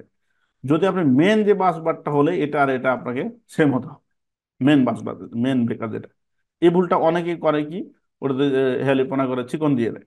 চিকন দিলে কি হবে, মেন যেটা এই যে এটা, এটা বেশি, এটাতে যদি আপনি এটার মতো মোটা না দেন, হ্যাঁ, তো আপনি বলতে পারেন যে এটাতে চ্যাপ্টার, তখন আপনাকে ওই থিকনেস উইথ একটু কম বেশি করে মিলাইতে হবে। ঠিক আছে? যখন আপনি এটা কম দিয়ে দেবেন, এই লিঙ্কটা আপনার গরম হয়ে যাবে। এটা গরম হলে এই নাটটা গরম হলে এটা বাসবার গরম হবে, মানে টোটাল আপনি এখানে থার্মোগ্রাফি করতে গেলে আপনি ধরা খেয়ে যাবেন। তাহলে আরটা কি, এই একটু সবকিছু ঠিকঠাক করলেন, এখানে এসে একটু বেঠিক করে দিলেন, বিষয়টা হচ্ছে এরকম। আচ্ছা, গেল প্রাথমিক, অনেক লম্বা হয়ে যাচ্ছে আর কি। আচ্ছা, দেখেন মেন বেকার আমাকে চেক করতে হবে। কি কি চেক করব আমি? Capacity, main input cable, neutral cable, earthing, main busbar size, main link cable বা বাসবার দুটাই হতে পারে, কেবল ক্যালকুলেশন বা কেবল সিলেকশন। এই বিষয়গুলো আপনার এটা ডিভিডি প্রাথমিকভাবে দেখতে হবে। তারপরে দেখেন এখানে একটা জিনিস দেওয়া আছে, যে আপনারা জানেন যে এইচটি সাইড আর হচ্ছে এলটি সাইড। এই এলটি সাইডে দেখেন দুইটা কেবল, এইচটি সাইডে একটা কেবল, এবং ওর থেকে এটা তুলনামূলক চিকন। এটার কারণটা কি? এই পাশে ভোল্টেজ হাই থাকে, 33 কেভি বলে, 11 কেভি বলে, আর এই পাশে কি 440 ভোল্ট, আর 220 ভোল্ট, ঠিক না? এই পাশে এসে ভোল্টেজ লো হয়ে যায়, কারেন্ট হাই কারেন্ট হয়ে যায়। বেশি। কারেন্ট বেশি হয়ে যায়, কারেন্ট বেশির কারণে আপনার কেবল সংখ্যা আপনাকে বেশি দিতে হবে, না হলে ওই অনুযায়ী হবে না। এবং এই কেবলগুলা একাধিক এখানে 7টা 5টা 2টা 3টা যা হবে, সবগুলোতে একই হবে। এবং এই কেবলগুলো সবগুলো আরএম একই হবে। মনে করেন 200 আরএম এর করে আপনার প্রয়োজন দুটা কেবল, ঠিক আছে? আপনি এরকম করতে পারবেন না 250 একটা দিলেন আর 200 দিলেন, এটা হতে করতে পারবেন না। হয় আপনার 250 দিতে হবে, না 200 দিতে হবে, মানে সেম হতে হবে। ঠিক আছে? এবং এক কোম্পানির হলে আরো ভালো, এরকম বলে আর কি, ওই ট্রান্সফরমার ব্যাংকিং এর মতোই কিছুটা। হুম। তারপরে আর্থিং কয়টা দিবেন? আপনারা জানেন যে এটা হচ্ছে আপনার এইচটি সাইড, 3টে ঢোকে, এদিক দিয়ে 4টে বের হয়, একটা নিউট্রাল বের হয়। সবসময় আর্থিং দিবেন বডিতে 2টা, দুইটা বডিতে, ট্রান্সফরমারে আর একটা হচ্ছে নিউট্রালে। এটা অবশ্যই লাগবে, ছোট হোক বড়, অডিটের চায়। স্যার হ্যাঁ, ভাইয়া বল। স্যার এলটি সাইডে হচ্ছে আমরা সেম সাইজের ওয়্যার নিচ্ছি। যদি সেম সাইজের ওয়্যার না নেই সেই ক্ষেত্রে কি ধরনের প্রবলেম হবে এটা যদি একটু বলতেন। কি বুঝি না, ও মানে কি, কি সমস্যা হবে এখানে? জি জি স্যার জি। আচ্ছা, এটা তো দুটা দ্বারা তো আপনি একটা জিনিস তৈরি করতেছেন, ব্যালেন্স করতেছেন, ঠিক না? মনে করেন আপনি একটা নিলেন 200 আর একটা নিলেন 150, তো এটা কি ব্যালেন্স ঠিক থাকবে? এটা দুটাতে তো ম্যাটেরিয়াল একটা বানাচ্ছেন, কারণ এটা তো একটা না, এটা আছে এটা আছে এটা, আপনার ব্যালেন্স করতে হবে তো আপনাকে। মনে করেন পানি নিয়ে যাচ্ছেন কোনো জায়গায়, এরকম পানি নিয়ে যাচ্ছেন পাইপের ভিতরে, দুটো এখানে আর একটা ছোট পাইপ দিয়ে দিলেন এরকম, দিয়ে ওটার সাথে সংযোগ করছেন, এটা কি হলো? এরকম টাইপের। আর কারেন্টের তো এখানে রেজিস্ট্যান্সের ব্যাপার আছে। আপনার এই এই এই এখানে আপনি আচ্ছা, রেজিস্ট্যান্স, কারেন্ট, চিকন কারেন্টের রেজিস্ট্যান্স বেশি না? জি। তো এখানে যখন আপনি 200 মানে 400 অ্যাম্পিয়ার লোড দিবেন, তখন তো এর ভিতর দিয়ে কারেন্ট যে এই কেবলটা গরম হয়ে যাবে। ও তো বলবো না যে তুমি বেশি যাও আর আমি এখানে কম যাব। ও যখন এখানে যাবে তখন তো এটা এই কেবলটা গরম হয়ে যাবে। বুঝে গেছে? জি স্যার বুঝতে পারছি। স্যার আমার একটা হ্যাঁ ছোট্ট কোশ্চেন আসলে আছে স্যার। জি, বলুন। স্যার নিউট্রালের এখানে আর্থিং, নিউট্রালের আর্থিংটা কি নিউট্রাল থেকেই নিতে হবে? একটু এক ভাই বলেন, শেখ ফরিদ ভাই নাকি বলবেন? হ্যাঁ ভাই, আমার কথা হচ্ছে যে নিউট্রালের আর্থিংটা কি নিউট্রাল কেবল থেকেই নিতে হবে? হ্যাঁ, নিউট্রাল কেবল থেকে নিতে হবে। তার মানে নিউট্রাল কেবল এখানে তিনটা হয়ে যাবে। যদি না, এখানে দুইটা কেবল লাগানো থাকে তাহলে আরেকটা কেবল দিয়ে তিনটা হবে। না, তিনটা হবে না। এটা তো রেড ইয়েলো ব্লু, আপনি যখন সিঙ্গেল ফেজ করবেন যে কোনো একটা থেকে নেবেন আর এটা থেকে নেবেন। মানে আর্থের কেবলটা তো আর বাড়তি যাচ্ছে না। আর্থিং তো লাগবেই, আর্থিং তো লাগবেই। সেটাই মানে তো বলতেছি যে আমি নিউট্রালের এখানে আমি কি আর্থের জন্য একটা কেবল জয়েন করবো না? না, না, না, না, এটা কখনোই করা যাবে না। আর্থিং আর নিউট্রাল এক জিনিস না। এই তাহলে যে এই নিউট্রালের আর্থিংটা কিভাবে করবো? শোনেন, আমি বলি কিভাবে দেয় দেখেন। ও মানে এখানের কথা বলতেছেন আপনি? জি। জি জি। এখানে তো একটা নেট দিতে হবে, এটা গ্রাউন্ডে দিতে হবে আপনার। হ্যাঁ সেটাই বলতেছি, এখান থেকে কি একটা গ্রাউন্ডিং এ নিব? হ্যাঁ, একটা নেবেন না। এটা এই দুটা নিয়েছেন তো আপনি এই ফেজের সাথে, নিউট্রালের জন্য, হ্যাঁ নিউট্রালের জন্য। নিউট্রালের জন্য। আর এই আরেকটা যে নিব। আর্থিং এর যত ক্যালকুলেশন করে যেটা হবে, সেটা হ্যাঁ দিয়ে আপনি বোরিং করবেন, বোরিং এ যাবেন, পিটে যাবেন, পিট। হ্যাঁ হ্যাঁ বুঝতে পারছি। আমি আপনার কথা বুঝিনি তো। হ্যাঁ বুঝতে পারছি। আমার একটা প্রশ্ন, এই আমরা যে তিনটা আর্থিং, তিনটার জন্য কি একটা বোরিং এ হবে নাকি আমি বিভিন্ন তিনটা বোরিং করব? তিনটা বোরিং লাগবে আপনার, তিনটার জন্য, একসাথে তিনটার হবে না। জন্য। জি। তিনের অধিক হলে, মনে করেন আপনি, আপনার টাকা আছে বা আপনার সেফটির জন্য দুইটা বোরিং করে এবার ম্যাচ করে দিলেন, এটার জন্য আরো ভালো। একটা বোরিং ফেল করলে আর একটা আপনার অনেকে এভাবে করে। মানে 6টা করে যাতে করে হ্যাঁ, একটার করে, সাথে। অনেক জি। জায়গাতে করে। মানে একটা সাবস্টেশন যেগুলো 33 কেভি সাবস্টেশন, অনেকগুলা পিট করতে হয়, এটার সাথে ওটা ম্যাচ করে, ওটার সাথে ওটা ম্যাচ করে। অনেকের জায়গাতে যেমন আপনার ক্যাটার পিলার বলে দেয় 0.5 আপনাকে থাকতে হবে, রেজিস্ট্যান্স থাকতে হবে। রেজিস্ট্যান্স। তাহলে এটার জন্য তখন আপনি একটা একটা করে পারেন না, তখন ম্যাচ করতে হয়। জি।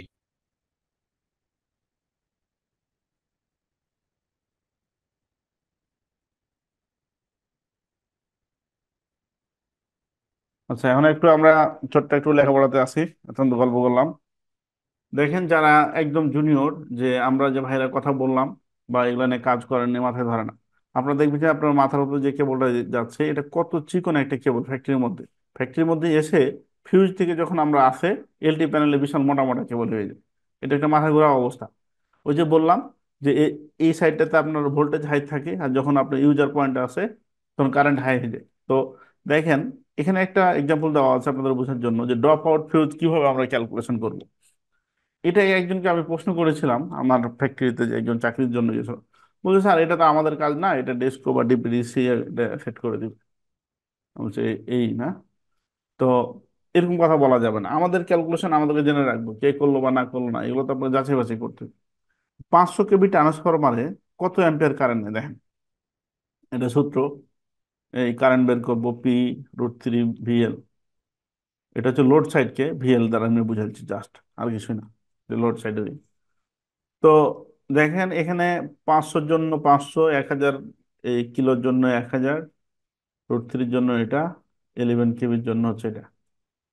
এখন এই ক্যালকুলেশন করে আমার 27 এম্পিয়ার কারেন্ট বেরোবে।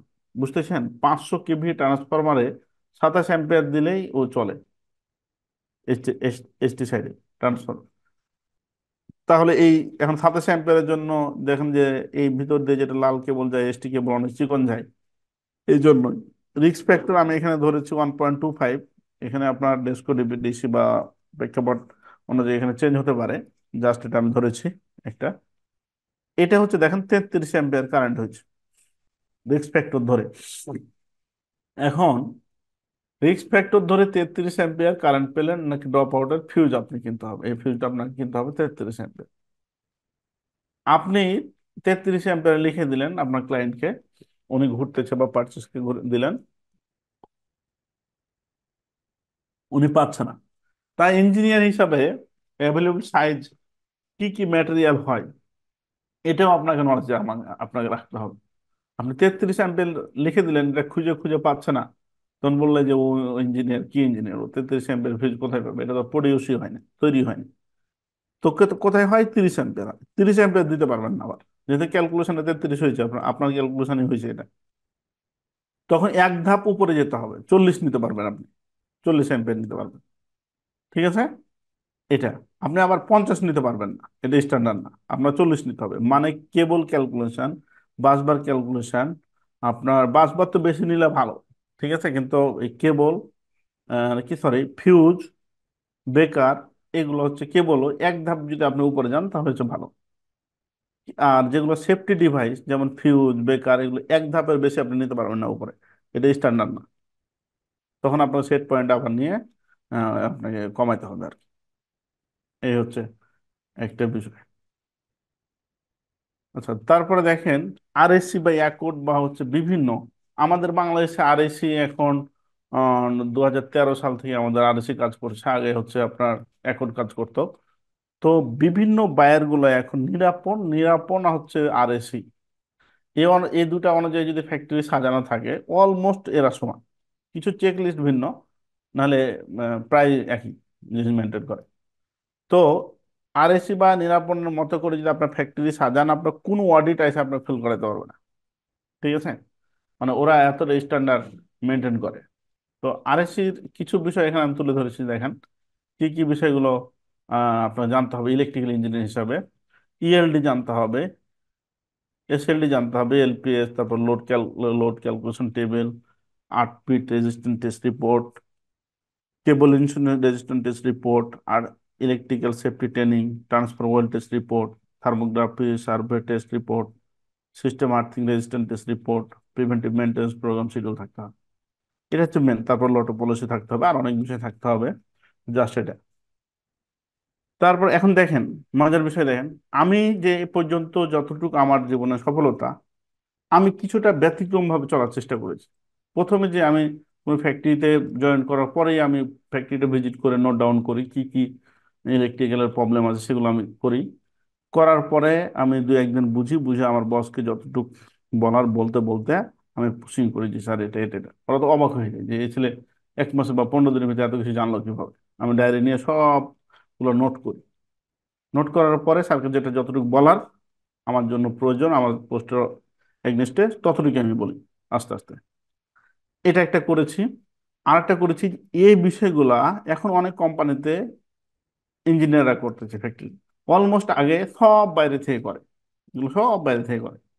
জাস্ট খালি এই বিভিন্ন প্রকার অডিটের মধ্যে আপনার ট্রান্সফর্ম ওয়েল টেস্ট আপনার ইন হাউসে করা যায় না, এটা নাহলে সকল কিছুই আপনি টেস্টগুলো নিজে করতে পারবেন। এগুলো সব থার্ড পার্টিতে করে, এসএলডি করে, এলপিএস ডিজাইন করে, এলপিএস করে নেয়, 8 ফিট রেজিস্ট্যান্ট টেস্ট করে নেয়, থার্মোগ্রাফি করে নেয়, সিস্টেম আর্থিং টেস্ট করে দেয়। এটা তো জাস্ট একটা এক্সেল শিটে এগুলো সবগুলো দেখেন। এখন 1 2 3 4 5 6 7 বা 5টা বা 6টা এই রিপোর্টটি সবগুলো থার্ড পার্টি এসে করে, থার্ড পার্টি এসে করে। কারণ আপনি যদি জয়েন করার পরে যারা মিড লেভেলের ইঞ্জিনিয়ার যদি বলেন যে স্যার থার্ড পার্টি কোনো প্রয়োজন নেই, এগুলো আমি সব করে দেবো, যেমন আমি এটা আগে, এখন তাও অনেক মানুষে অনেক কিছু জানে, আমি ছোট থাকি থেকে বলি স্যার এগুলো কোনো থার্ড পার্টি করার দরকার নাই, সব কিছু আমি করে দেবো, ওরা তো অবাক হয়েছে কি বল, করে দিয়েছি, রাত দিন লেগে এগুলো করে দিয়েছি, সফলতা পেয়েছি। আপনাদেরকে মানে এই যে ইঞ্জিনিয়ারিং এর যারা জব করেন তারা শর্টকাট পথ হচ্ছে এগুলা, ঠিক আছে। আর যারা জব পাননি তাদের জন্য, জব পাওয়ার জন্য এটা আপনার সিভিতে যখন লিখে থাকবে যে আপনি এসএলডি পারেন, এলপিএস ডিজাইন পারেন, এএলডি পারেন, থার্মোগ্রাফি সার্ভে রিপোর্ট করতে পারেন বা জানেন বা বুঝেন, এই ব্যাপারে দু চারটা কোশ্চেন করলে যখন আপনি বলতে পারবেন আপনি এগিয়ে যাবেন। এটা হচ্ছে একটা এসএলডি, এটা আমার অনেক দিন একটা এসএলডি, এটা স্মৃতি হিসাবে রেখে দিয়েছি, ফার্স্ট এসএলডি ছিল এটা আমার। তো এসএলডির নিয়ম হচ্ছে, লোড ক্যালকুলেশনের নিয়ম হচ্ছে কোন দিক থেকে হিসাব করতে হয়, এদিক থেকে না হচ্ছে এদিক থেকে, কে বলবেন দাদা? লোড থেকে শুরু উপর করতে হয়। থেকে, হ্যাঁ, লোড ক্যালকুলেশন তো লোড লোড ট্রান্সফরমার থেকেই থেকে, থেকে।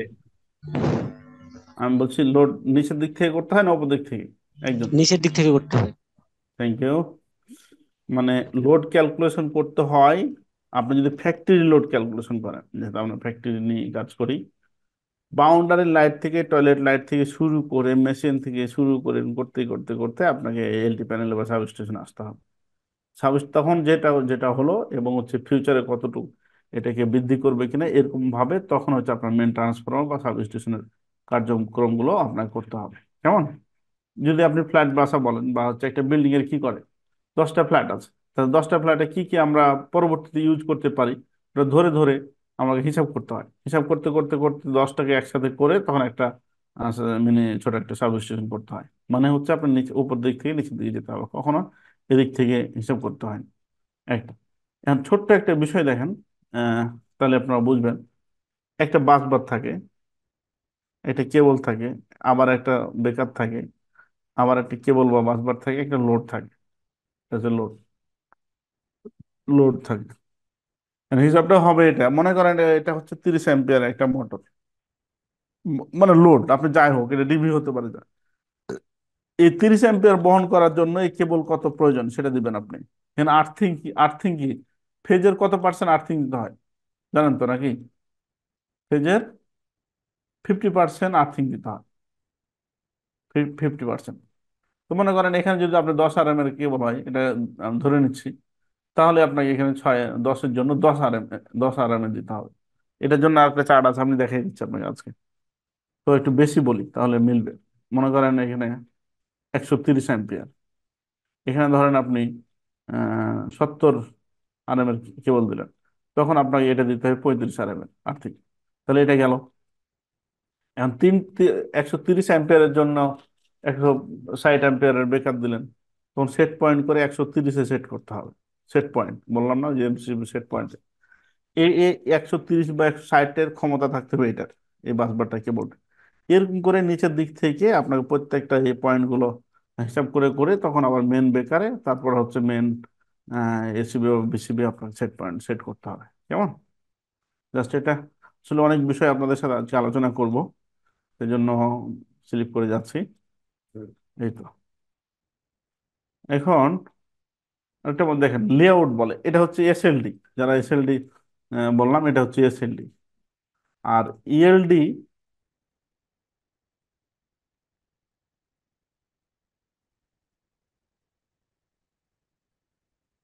এই যে এটা হচ্ছে এসএলডি বলে, হ্যাঁ, এটা হচ্ছে এসএলডি, এরকম এসএলডি সব ইনফরমেশন গুলো দিতে হয় এটা। আচ্ছা ইএলডিটা কি? ইএলডিটা হচ্ছে আপনার হচ্ছে এটা মেশিন লেআউট হতে পারে, আপনার ফ্যান লাইট এটা। এখন দেখেন মজার বিষয় হচ্ছে কি, এটাতে আপনি যে 6টা লাইট দিবেন দেওয়া আছে, এটা কিসের ভিত্তিতে দেওয়া আছে? ভাই যারা জব করেন একটু আওয়াজ তোলেন প্লিজ। এটা এই 6টা যে লাইট আছে এটা কিসের ভিত্তিতে, কেন আমি 6টা লাইট দিয়েছি এখানে? একটা রুমে আমি লাইট যে সেট করবো এটা কিসের ভিত্তিতে আমি সেট করবো এই রুমটাতে? আলোর লাক্সের উপর ডিপেন্ড করে। ধন্যবাদ। এটা হচ্ছে এই রুমটা কি রুম আপনার প্রশ্ন করতে হবে, এখানে কি হবে, মানে নেচার কি। এটা মনে করেন অফিস রুম হবে, বা সুইং সেক্টর হবে, আপনার যেটা ইচ্ছা আপনি বলতে পারেন, সমস্যা নেই। আমি অফিস নিয়ে করি। এই অফিস রুমের জন্য স্ট্যান্ডার্ড লাক্স কত? স্ট্যান্ডার্ড লাক্স কত এটা আমরা ঠিক করতে, 300। তো 300, আমি এটা লাক্স প্রয়োজন, এটা আমি কোথা থেকে পেয়েছি? আমার বসের কাছ থেকে পেয়েছি, বা আমি জানি বিষয়টা এরকম? এটা হচ্ছে ইলেকট্রিক্যাল স্ট্যান্ডার্ড গাইডলাইন। বিএনবিসি তে বলতেছে অফিস রুমের জন্য 300 প্রয়োজন। বুঝছেন? এটা আমি বিএনবিসি আপনাকে দেখাচ্ছি, দেখাবো। তাহলে দেখেন, এখন এই যে 300 লাক্স ওয়ার্কিং এরিয়াতে যে এলাকাটাতে আপনি কাজ করবেন, টেবিলের উপরে 300 পড়তে হবে, 5-10 কম বেশি চলে।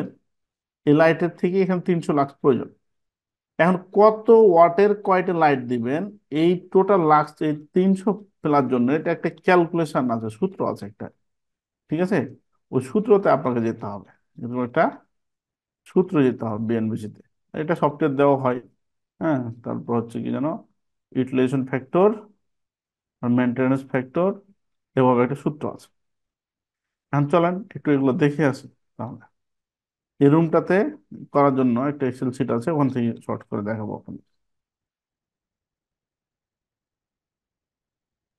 অনেকে ধুমধাম মনে করেন যায়, রুম পাইলো, দিয়ে দিল। বিষয়টা হচ্ছে আমাদের কাজের কোন, আমাদের হচ্ছে এটা ক্যালকুলেশন করে দেখতে হবে, যেহেতু আমরা ইঞ্জিনিয়ার। এই দেখেন বিএনবিসি তে বলতেছে এই সূত্রটা, এই সূত্রটা দিয়ে আপনার লাইট সংখ্যা কয়টা লাগবে।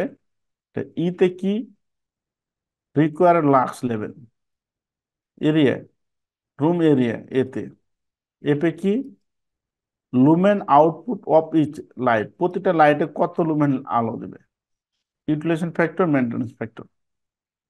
এখন দেখেন, রুম হচ্ছে আমার 300 প্রয়োজন, এত এত, এরিয়া হচ্ছে এত, এটা। এখন এখানে ইউটিলাইজেশন ফ্যাক্টর আর মেনটেন্স, এই ইউটিলাইজেশন ফ্যাক্টরটা আবার ঝামেলা আছে। ইউটিলাইজেশন ফ্যাক্টরের জন্য আবার রুম ইন্ডেক্স বের করতে হয়। রুম ইন্ডেক্সের উপর ক্যালকুলেশন করে আপনার দেখেন, এই যে 18 ওয়াটের একটা লাইট, আমি এখানে অনেক শর্ট করলাম, এখানে অনেক ক্যালকুলেশন আছে। আপনার একটা চার্ট থেকে এটা নিয়ে আসতে হবে, ওই টেকনিক্যাল ডাটা থেকে নিয়ে আসতে হবে এটা, কেমন? তো এটা হচ্ছে 18 ওয়াটের 120, 1 ওয়াট সমান সমান একটা লাইটে আপনার 120 থেকে 160 লুমেন্স আলো দিতে পারে। আচ্ছা, লুমেন্স কোথায় থাকে আর হচ্ছে লাক্স কোথায় থাকে? লাক্স কোথায় পাবো, লুমেন্স কোথায় পাবো? ভাই বলেন একটু। তো লাইটেই ইতি দেয়া থাকে যে কোন লাইট কত লুমেন। লাইটে দেওয়া থাকে, মানে লাইটে লুমেন্স পাওয়া যায়। গুড, লাইটে লুমেন্স পাওয়া যায়। এই দেখেন, এই যে একটা লাইট, মনে করেন বলছে যে এত ওয়াট। হ্যাঁ, এই যে লুমেন ইফিসিয়েন্সি মানে হচ্ছে 1 ওয়াটে 144, টোটাল হচ্ছে এই লাইটটা, এটা মানে হচ্ছে 144 ইন্টু 31.8, গুণ করলে হয় 45.79 হয়। এখানে 80 দিয়েছে, এটা হচ্ছে লুমেন। ঠিক আছে? এটা হচ্ছে টোটাল এই 31, এভাবে আপনাকে হিসাব করতে হবে।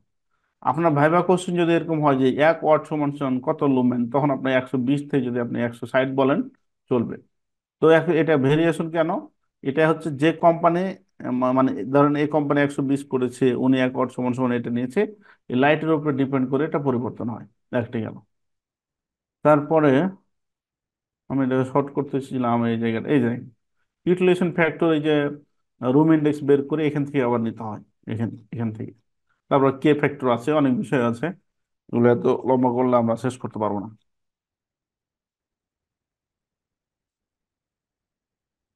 হ্যাঁ, তাহলে দেখেন, ধরেন যে আমরা ক্যালকুলেশন করে 18 ওয়াটের এই রুমটার যে ক্যালকুলেশন উইথ এবং লেন্থ ছিল, তার উপর ডিপেন্ড করে 6টা আমি লাইট সেট করতে পারবো, 6টা।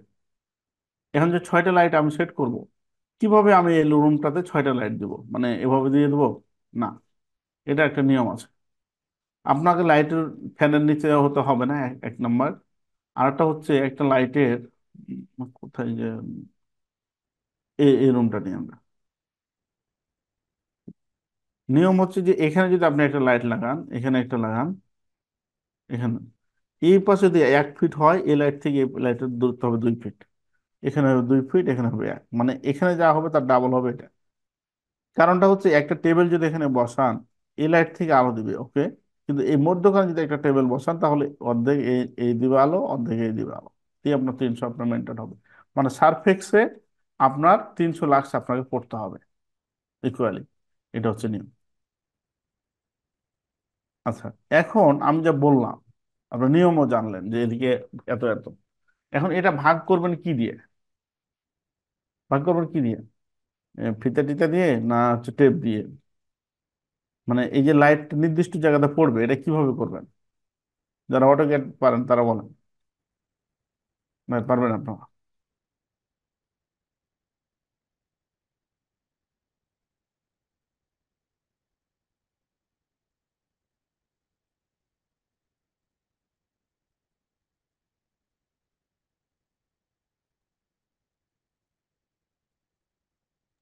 ভাই স্কেল দিয়ে করবো। কি স্কেল?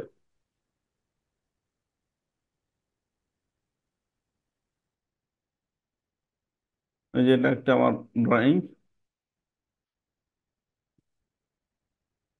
হ্যাঁ করেন, এটা ভাগ করে দেন এরকম আমার। আমি এখানে 3টে লাইট দেবো, এখানে 3টে লাইট দেবো।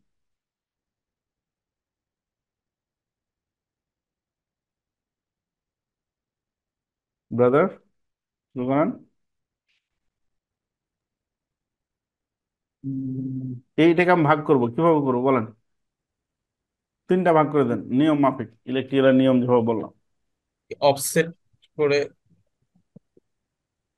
অফসেট করলে তো ম্যানুয়ালি হয়ে গেল। আচ্ছা আমি বলতেছি, এই যে প্রথমে বলছিলাম না যে অটোক্যাড অনেক সোজা, এই যে দেখেন, ছেড়ে দিলাম, এখানে আমার এটা দেখেন, এটা এখন DIV ডিভাইডেড অ্যাপ্লাই করবো। এব- দেখেন নিচে দেখেন, বলছে divided, select object to divide, বলছে কাকে তুমি এটা ভাগ করতে চাও, একে ভাগ করতে চাই। তখন আবার বলতেছে দেখেন enter the number of segment, কয়টা ভাগে ভাগ করব, করতে চান, কয়টা ভাগে ভাগ করব বলবো? কথা ছিল আমাদের 3টা না? তিনটা। তাহলে কয় কয় দিব এখন, এখানে কয় চাপ দেবো? 3 দিব, 3। হ্যাঁ, 3 দিব। থ্রি না, দেবো, বুঝছে? না, ফোর না, দেওয়া হয়। এটা 4 দিতে বেশি হবে। দিব। মানে এটা একটু আপনাদের সাথে ডিসকাস করছি যেন অন্যদের জানা হয়ে যায়। হ্যাঁ,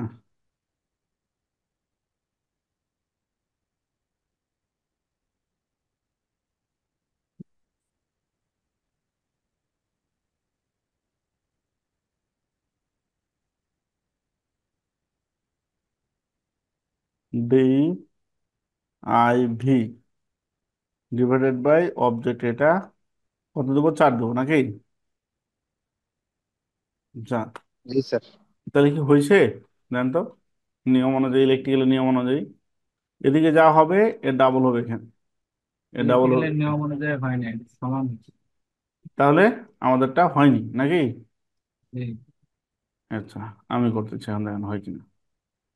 এগুলোই হচ্ছে টেকনিক, যে আপনি ড্রয়িং ডিজাইন আপনার টেকনিক, এটা অন্যভাবেও হতে পারে, কোনো বিষয় না, কিন্তু আপনি যত আপনি আপনার নিয়ম আপনি জানবেন তত আপনি এগিয়ে থাকবেন আর কি। DIV যেভাবে করতেছিলাম এভাবে ডিভাইড চাপলাম, অবজেক্ট, এটা অবজেক্ট, হয়নি।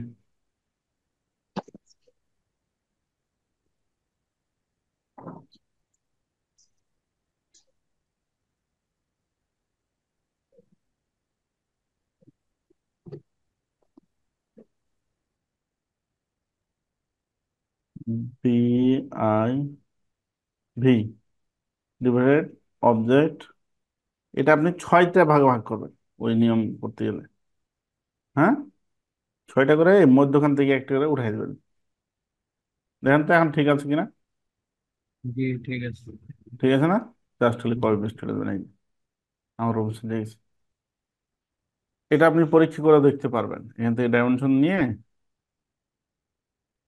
দেখেন, এভাবে দেখতে পারবেন এটা ঠিক আছে। হ্যাঁ, ঠিক আছে, তাহলে দেখেন, আমি এভাবে আপনাকে করতে হবে, এক। আপনি যখন এলপিএস ডিজাইন করবেন তখন কি বিল্ডিং কি আপনি ফিতে দিয়ে মাপবেন? তখন আপনাকে সিভিলের কাছ থেকে জাস্ট ড্রয়িংটা নিয়ে আপনি টার্ম দেবেন, স্কেল দিয়ে আপনি কত ফিট হাইট আপনি এটা পেয়ে যাবেন। গেল।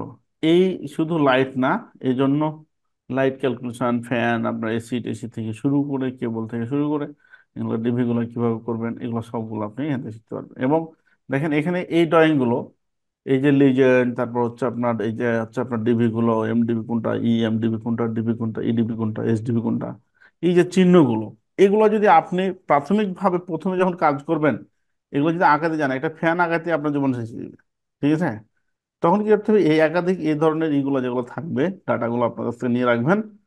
এগুলো তখন প্রয়োজনে আপনি একটা ফ্যান যদি আঘাত যান, তখন জাস্ট খালি কপি স্কিল করে কপি পেস্ট করবেন আপনি প্রাথমিকভাবে। কপি পেস্ট করতে করতে করতে শিখবেন, এটা করবেন সেটা করবেন, এরকম করতে করতে আপনি পেরে যাবেন।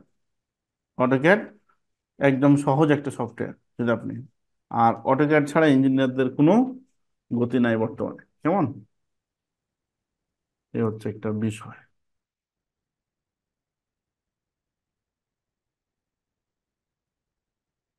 আচ্ছা, তারপর এলপিএস এটা একটু দেখাই, এলপিএস তো আলোচনা করব।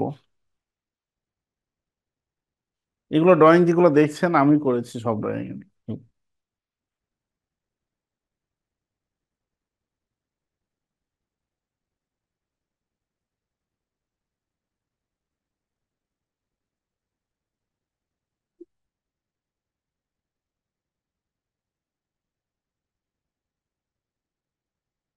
এই যে এলপিএস, যাই হোক আমরা আমার প্রেজেন্টেশন ধারাবাহিক। তাহলে গেল, এটা লেআউট গেল। এবার হচ্ছে থার্মোগ্রাফি সার্ভে বা স্ক্যান যেটা বলে, এটা কি?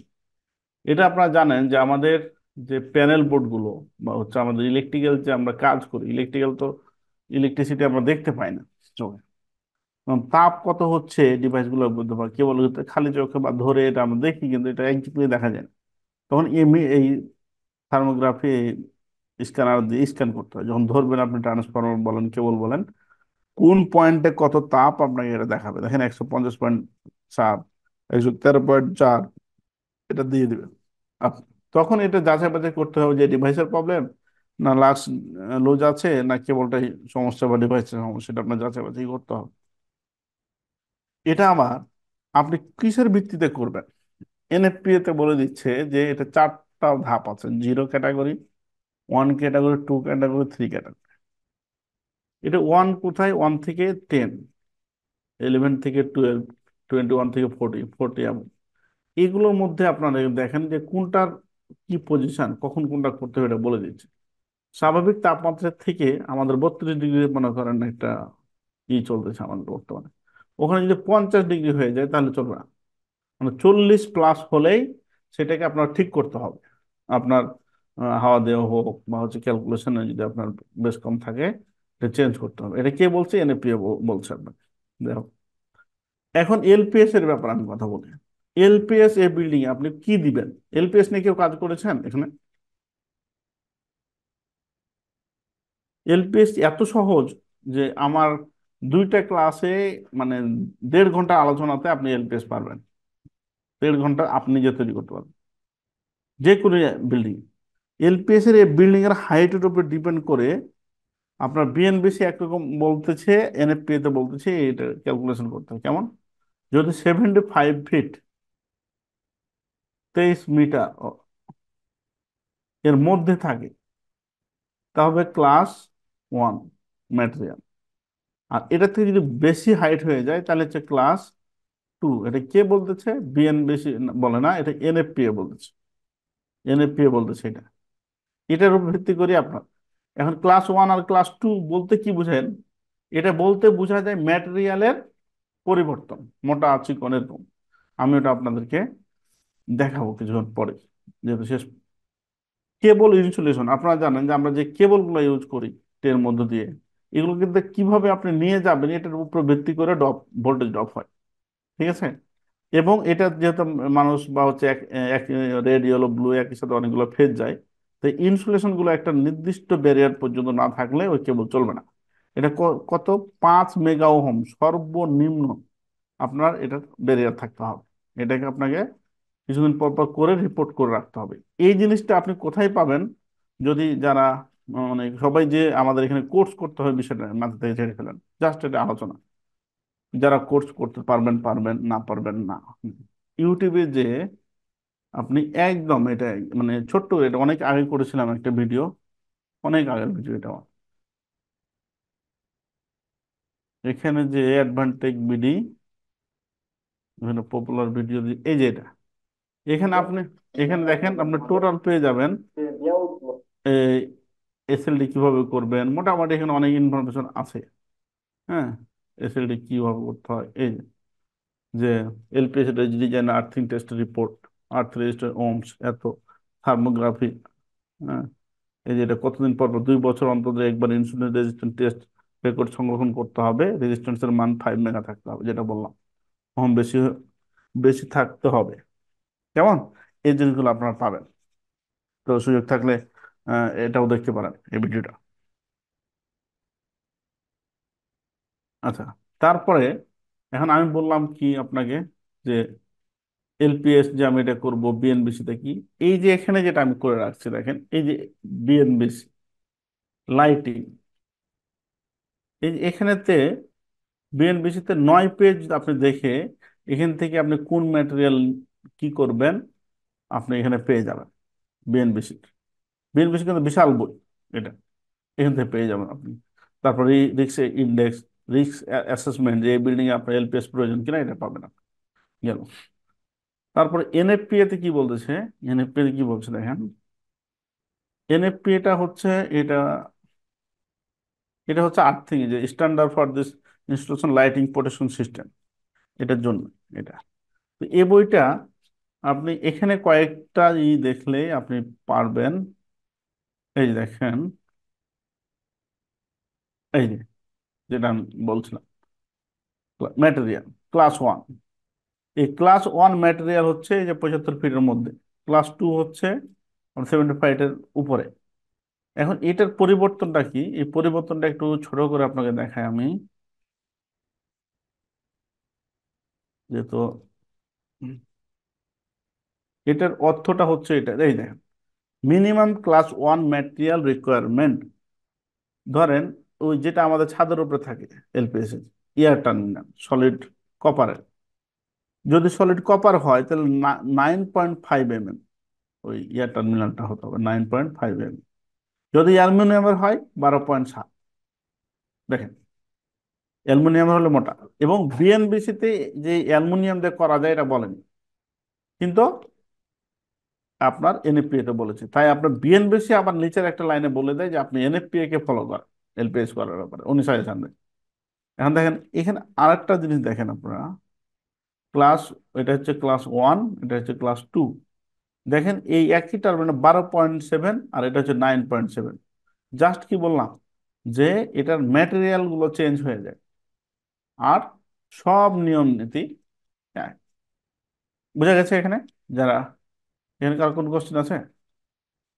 তারপরে বিল্ডিংটা কত, আপনি এয়ার টার্মিনালটা কত বড় হবে, তারপরে হচ্ছে কোন বিল্ডিং এ কতটুকু হাইট থাকবে, কত স্কোয়ার পর পর আপনি এলপিএস দিবেন। এই চারিদিকে হবে আপনার 20 থেকে 25 ফিট দূরে দূরে, আর মধ্যখান গুলো সবগুলো স্কোয়ার হবে 50 ফিট দূরে দূরে। কেমন? এগুলো আমরা ক্লাসে প্রত্যেকটা জিনিস অনেক সময় নিয়ে 1-1.5 ঘন্টার একটা বিষয়ের উপরে এগুলো আপনাদেরকে আলোচনা করি। কেমন বিল্ডিং এর সাইজ কেমন হলে কি করতে হবে, এগুলো প্রত্যেকটা বিষয় আলোচনা করি আমরা। কেমন? তারপরে যে কেবল, কেবল সিলেকশন দেয়। এখন দেখবেন যে বিভিন্ন প্রকার অডিট বা হচ্ছে আপনারই এটা কম্পারিজন চায়, যে বিটিসি স্ট্যান্ডার্ড দেখেন, এখানে দেখেন এই যে ভোল্টেজ ড্রপ, এখানে বলছে যে 2.5%। এবং এনএফপিএ কি বলতেছে, এটা কিন্তু দেখেন এখানে বিএনবিসি কি বলতেছে, এনএফপিএ কি বলতেছে। এটা কিন্তু আমাদের কম্পারিজন সাজানো, এটা কেবলের ভোল্টেজ ড্রপ কে কতটুকু অ্যালাউ করতেছে। এটা কি বিটিসি স্ট্যান্ডার্ড, লাইটের ক্ষেত্রে 3% নিবে, আদার্স এর ক্ষেত্রে 5, এটা 6 নিবে, হচ্ছে এটা, এটার ক্ষেত্রে এটা। ভোল্টেজ যে ড্রপ হয়, এই ড্রপের ক্যালকুলেশন কিভাবে বের করবেন, এটা আছে। তারপরে কেবলটা কিভাবে হবে, সকেটগুলো কিভাবে হবে, কেবলের কোড তো আপনারা জানেন যে রঙের কালার কোড চেঞ্জ হয়েছে, আগে রেড ইয়েলো ব্লু ছিল, এখন ব্রাউন ব্ল্যাক গ্রে ব্লু। এটা একটা আজব একটা কালার দিয়েছে এনইসি, এর আগেরটা চেঞ্জ। দেখবেন যে নতুন মোটরগুলো বা বড় মেশিনগুলো আসলে এই কালারে আসতেছে কোড। সেক্ষেত্রে এই জিনিসগুলো আপনাদের মাথায় রাখা থাকতে হবে। দেখেন কিভাবে পরিবর্তন হয়েছে। রেড হচ্ছে ব্রাউন, মোটামুটি কালার। ইয়েলোর জায়গাতে ব্ল্যাক নিয়েছে, চেঞ্জ, এটা বিশাল একটা নিউট্রাল চেঞ্জ হয়ে যাবে। ব্লুর জায়গাতে গ্রে নিয়েছে। ব্ল্যাক ছিল আগে আপনার নিউট্রাল, এখন হয়েছে ব্লু নিউট্রাল। চিন্তা করছেন? এই বিষয়গুলো যদি আপনাদের মাথায় না থাকে তাহলে উল্টাপাল্টা কানেকশন দেবেন কিন্তু। এগুলো মাথায় রাখতে হবে, নতুন এখন এভাবে আসতেছে মেশিনগুলো, বিদেশ থেকে যেগুলো আছে।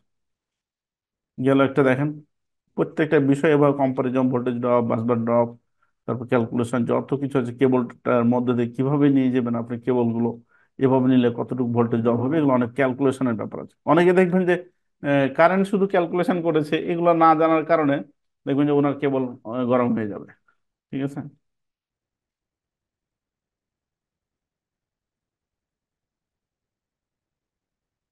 আচ্ছা, তারপর এখানে সাবস্টেশন।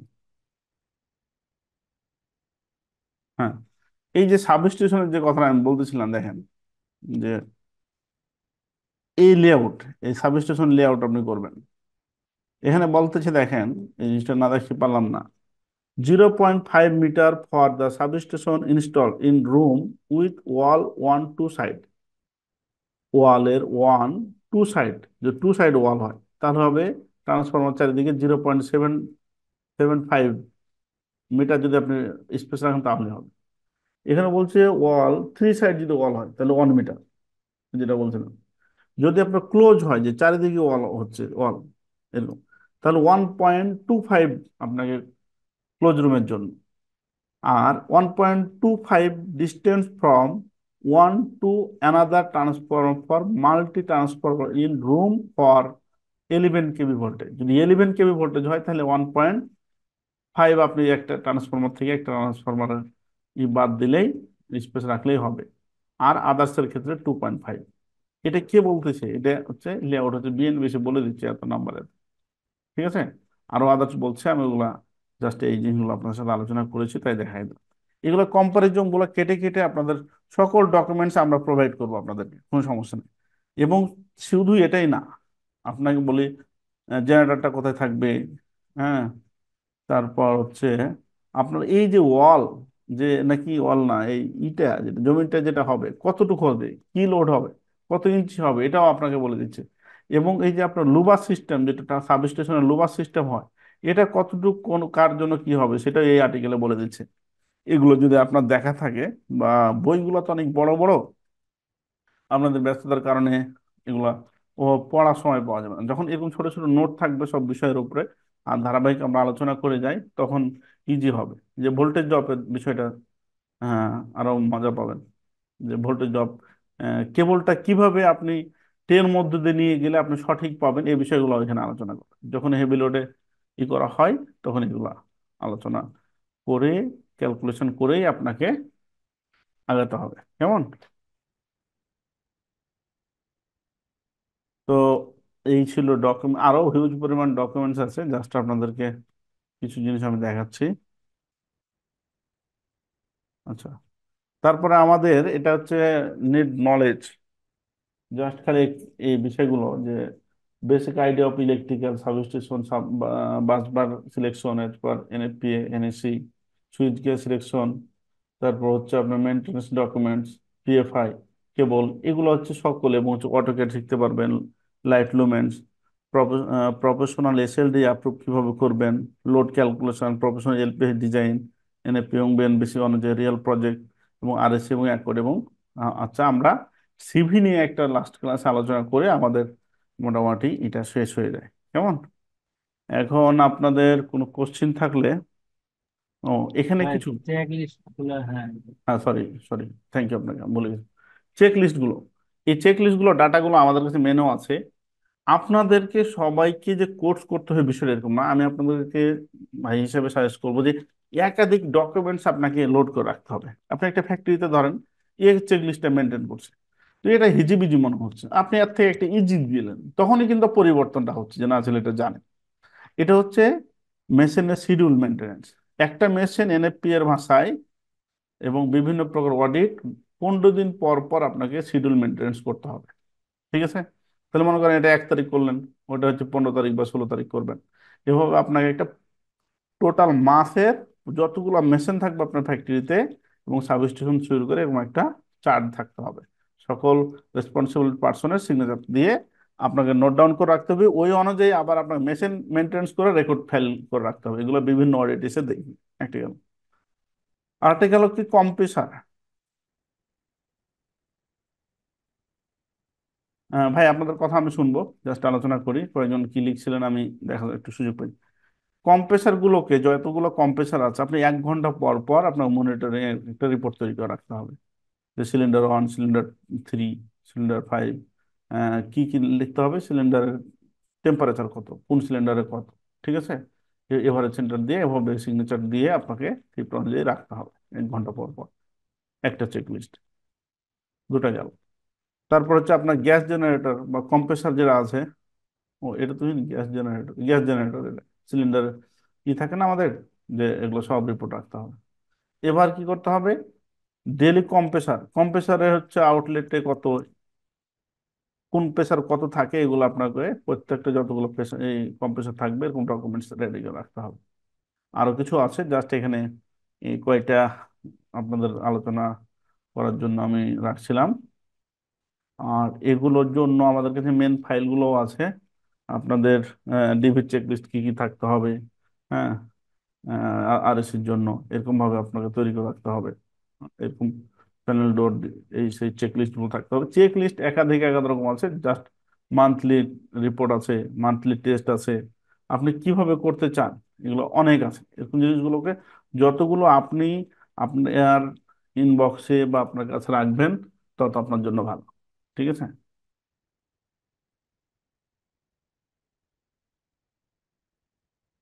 এসি চেকলিস্ট দিতে হবে আপনাকে, কোন এসিতে কি ডিটেলস থাকতে হবে, এগুলো তো আছে আপনাদের কাছে।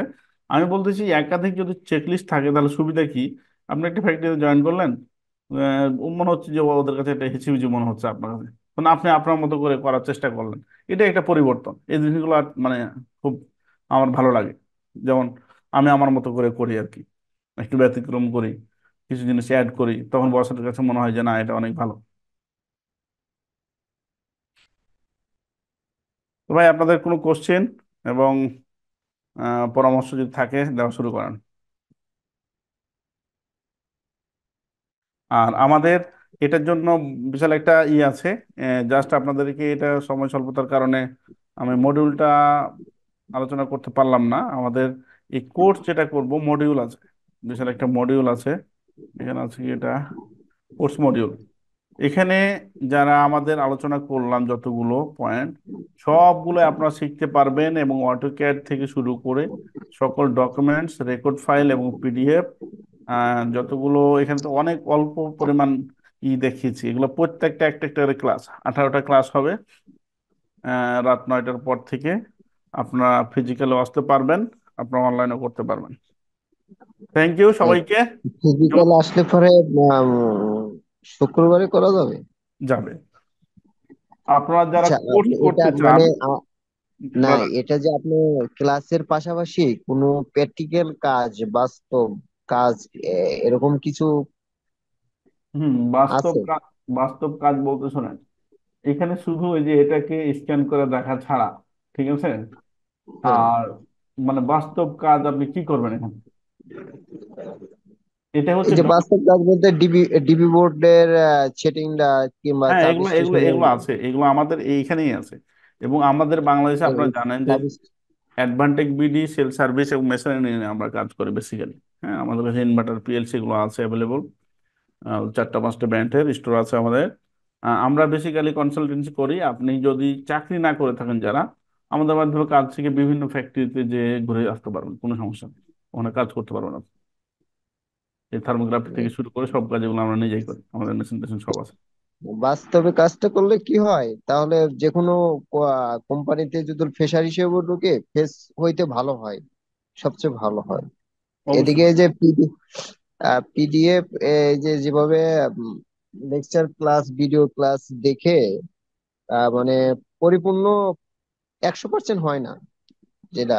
ভাইয়া এটা শুনেন, আর আর যারা চাকরি করে তারা মনে করেন আপনাকে থার্মোগ্রাফি স্ক্যান কাকে বলে বা এসএলডি কাকে বলে, ইএলডি কাকে বলে, যদি আপনার সিভিতে বা অটোক্যাড থাকে বা এলপিএস থাকে, যে ইঞ্জিনিয়ার আপনাকে নিয়োগ দিবে, ঠিক আছে, তো সেই ইঞ্জিনিয়ার তো জানে যে আপনি ফ্রেশার হিসাবে নিচ্ছে, কিন্তু এই কথাগুলো যদি আপনার সিভিতে থাকে আর আপনি যদি বলতে পারেন, তাহলে আপনাকে লুফে নিবে, সিনিয়ররা আপনাকে লুফে নেবে।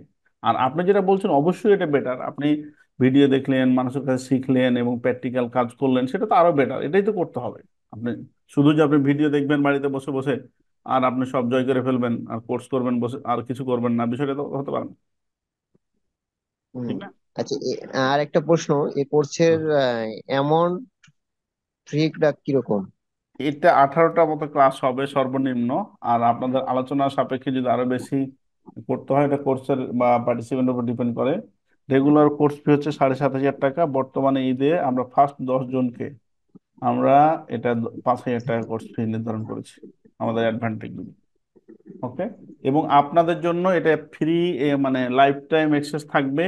এবং ডকুমেন্টস গুলো যদি আপনি যখন প্রয়োজন, যদি 10বার হারিয়ে যায় বা প্রয়োজন হয় বা কোর্স করার 2 মাস পরেও যদি আপনার আমার সাথে ডিসকাস করতে হয় বা একটা কাজ করতে গেছেন, জাস্ট আপনাদের কাছ থেকে আমাদের হেল্প নেওয়ার অনেক কিছু আছে, আর আমরা আপনাদেরকে হেল্প করার জন্য প্রস্তুত।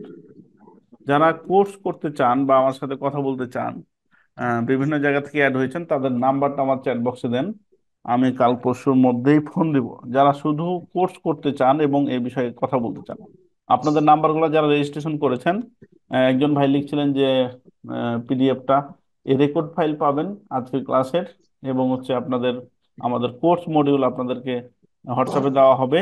কিন্তু আমি বলতেছি যে যারা কোর্স করতে চান, হ্যাঁ, আজকে তো প্রশ্ন উত্তর হবেই, আরো ডিটেলস আপনার সাথে আমি কথা বলবো। যারা জাস্ট যারা চ্যাট বক্সে নাম্বার দিবেন, তাদের সাথে আমি কথা বলবো, আদার্সের সাথে আমাদের অফিস থেকে কথা বলবে, কেমন? থ্যাংক ইউ ভাই। আপনাদের কোশ্চেন? জি, জি, আমার নাম্বারটা দিচ্ছি।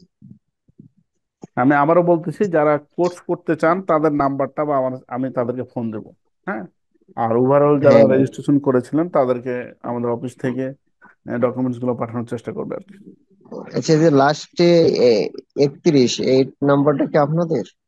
হ্যাঁ, এটা আমার কাছে থাকে, 31 নম্বরটা আমার কাছে থাকে, এটা অফিসের নাম্বার। কোর্সটা চালু হবে কতদিন মধ্যে? এটা কোর্স চালু হবে আপনার 30 তারিখ, আর না হলে 1 তারিখ। উম,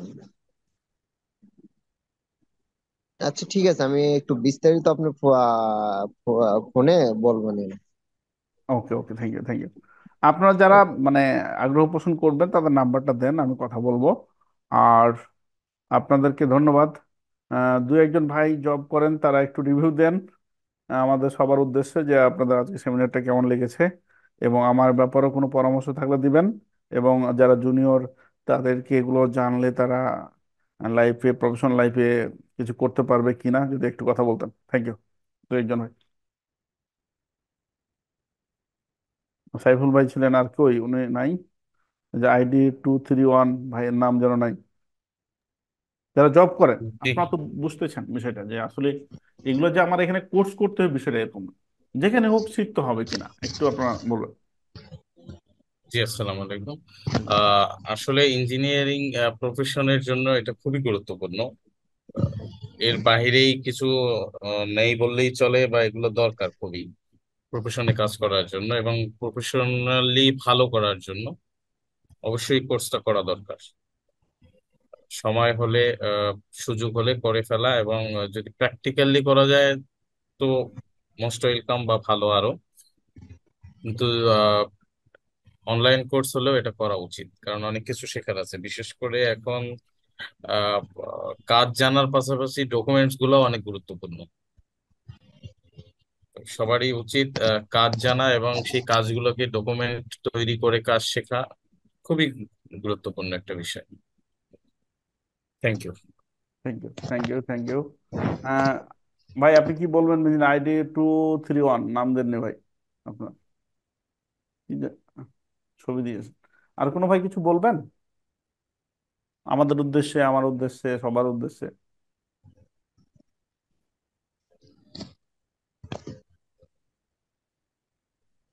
হ্যালো। জি, আসসালামু আলাইকুম। ওয়ালাইকুম সালাম। হ্যাঁ ভাই, আমি অলরেডি কোর্সটা করেছি। তো আসলেই অনেক কিছু অজানা ছিল। তো আপনার এই কোর্সটা করে এখন আমার চাকরির ক্ষেত্রে আরো সুবিধা হচ্ছে। দেখা থ্যাংক যায় ইউ অনেক কিছু জানতাম না, পারতাম না, সমস্যা ছিল, সেগুলো আস্তে আস্তে সলভ করতেছি আর কি। কোর্সটা আসলেও বাস্তব ক্ষেত্রে সবারই করা উচিত। ইন্ডাস্ট্রিয়াল ক্ষেত্রে আসলে লাগবে, সবকিছুই জানা লাগবে। কোর্সটা করে আসলে অনেক উপকার হয়েছে। ধন্যবাদ আপনাকে। থ্যাংক ইউ আপনার জন্য দোয়া।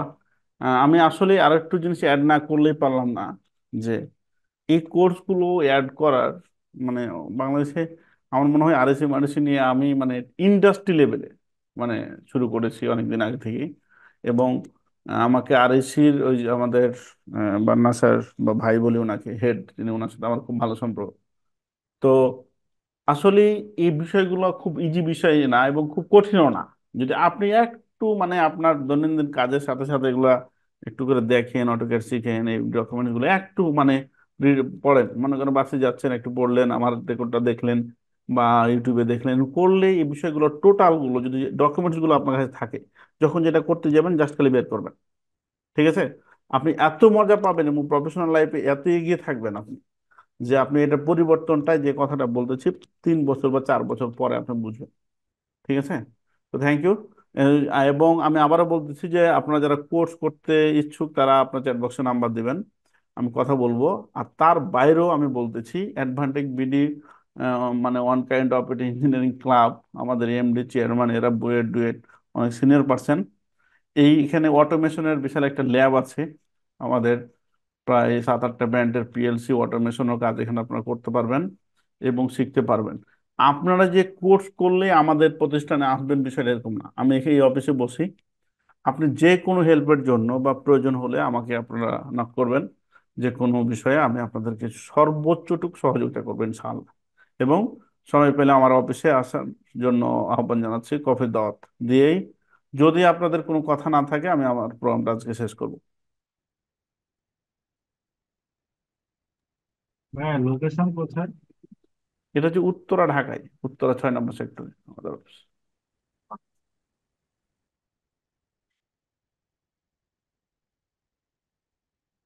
তাহলে আমরা যাওয়ার পালা। ধন্যবাদ সবাইকে, অনেক ধৈর্যের সাথে আমার কথাগুলো শুনলেন এবং আপনাদের পরামর্শগুলো খুব ভালো লাগলো। অনেক ভাই অনেক কথা বলেছেন, আমিও বলেছি, যদি কোনো ভুল ত্রুটি থাকে ক্ষমা দৃষ্টি দেখবেন। আবারও বলতেছি অ্যাডভান্টেজ অফিসে আপনাদের কফির দাওয়াত দিয়েই আজকের মতো এখান থেকে মুলতবি ঘোষণা করলাম। আল্লাহ হাফেজ। আসসালামু আলাইকুম রহমতুল্লাহ। আমাদের এইটা আর 3 মিনিট মতো ওপেন থাকবে, কারো যদি কোনো কিছু লিখতে বা চ্যাট বক্সে দিতে ইচ্ছা হয় তাহলে দিতে পারেন, নাম্বার থেকে শুরু করে।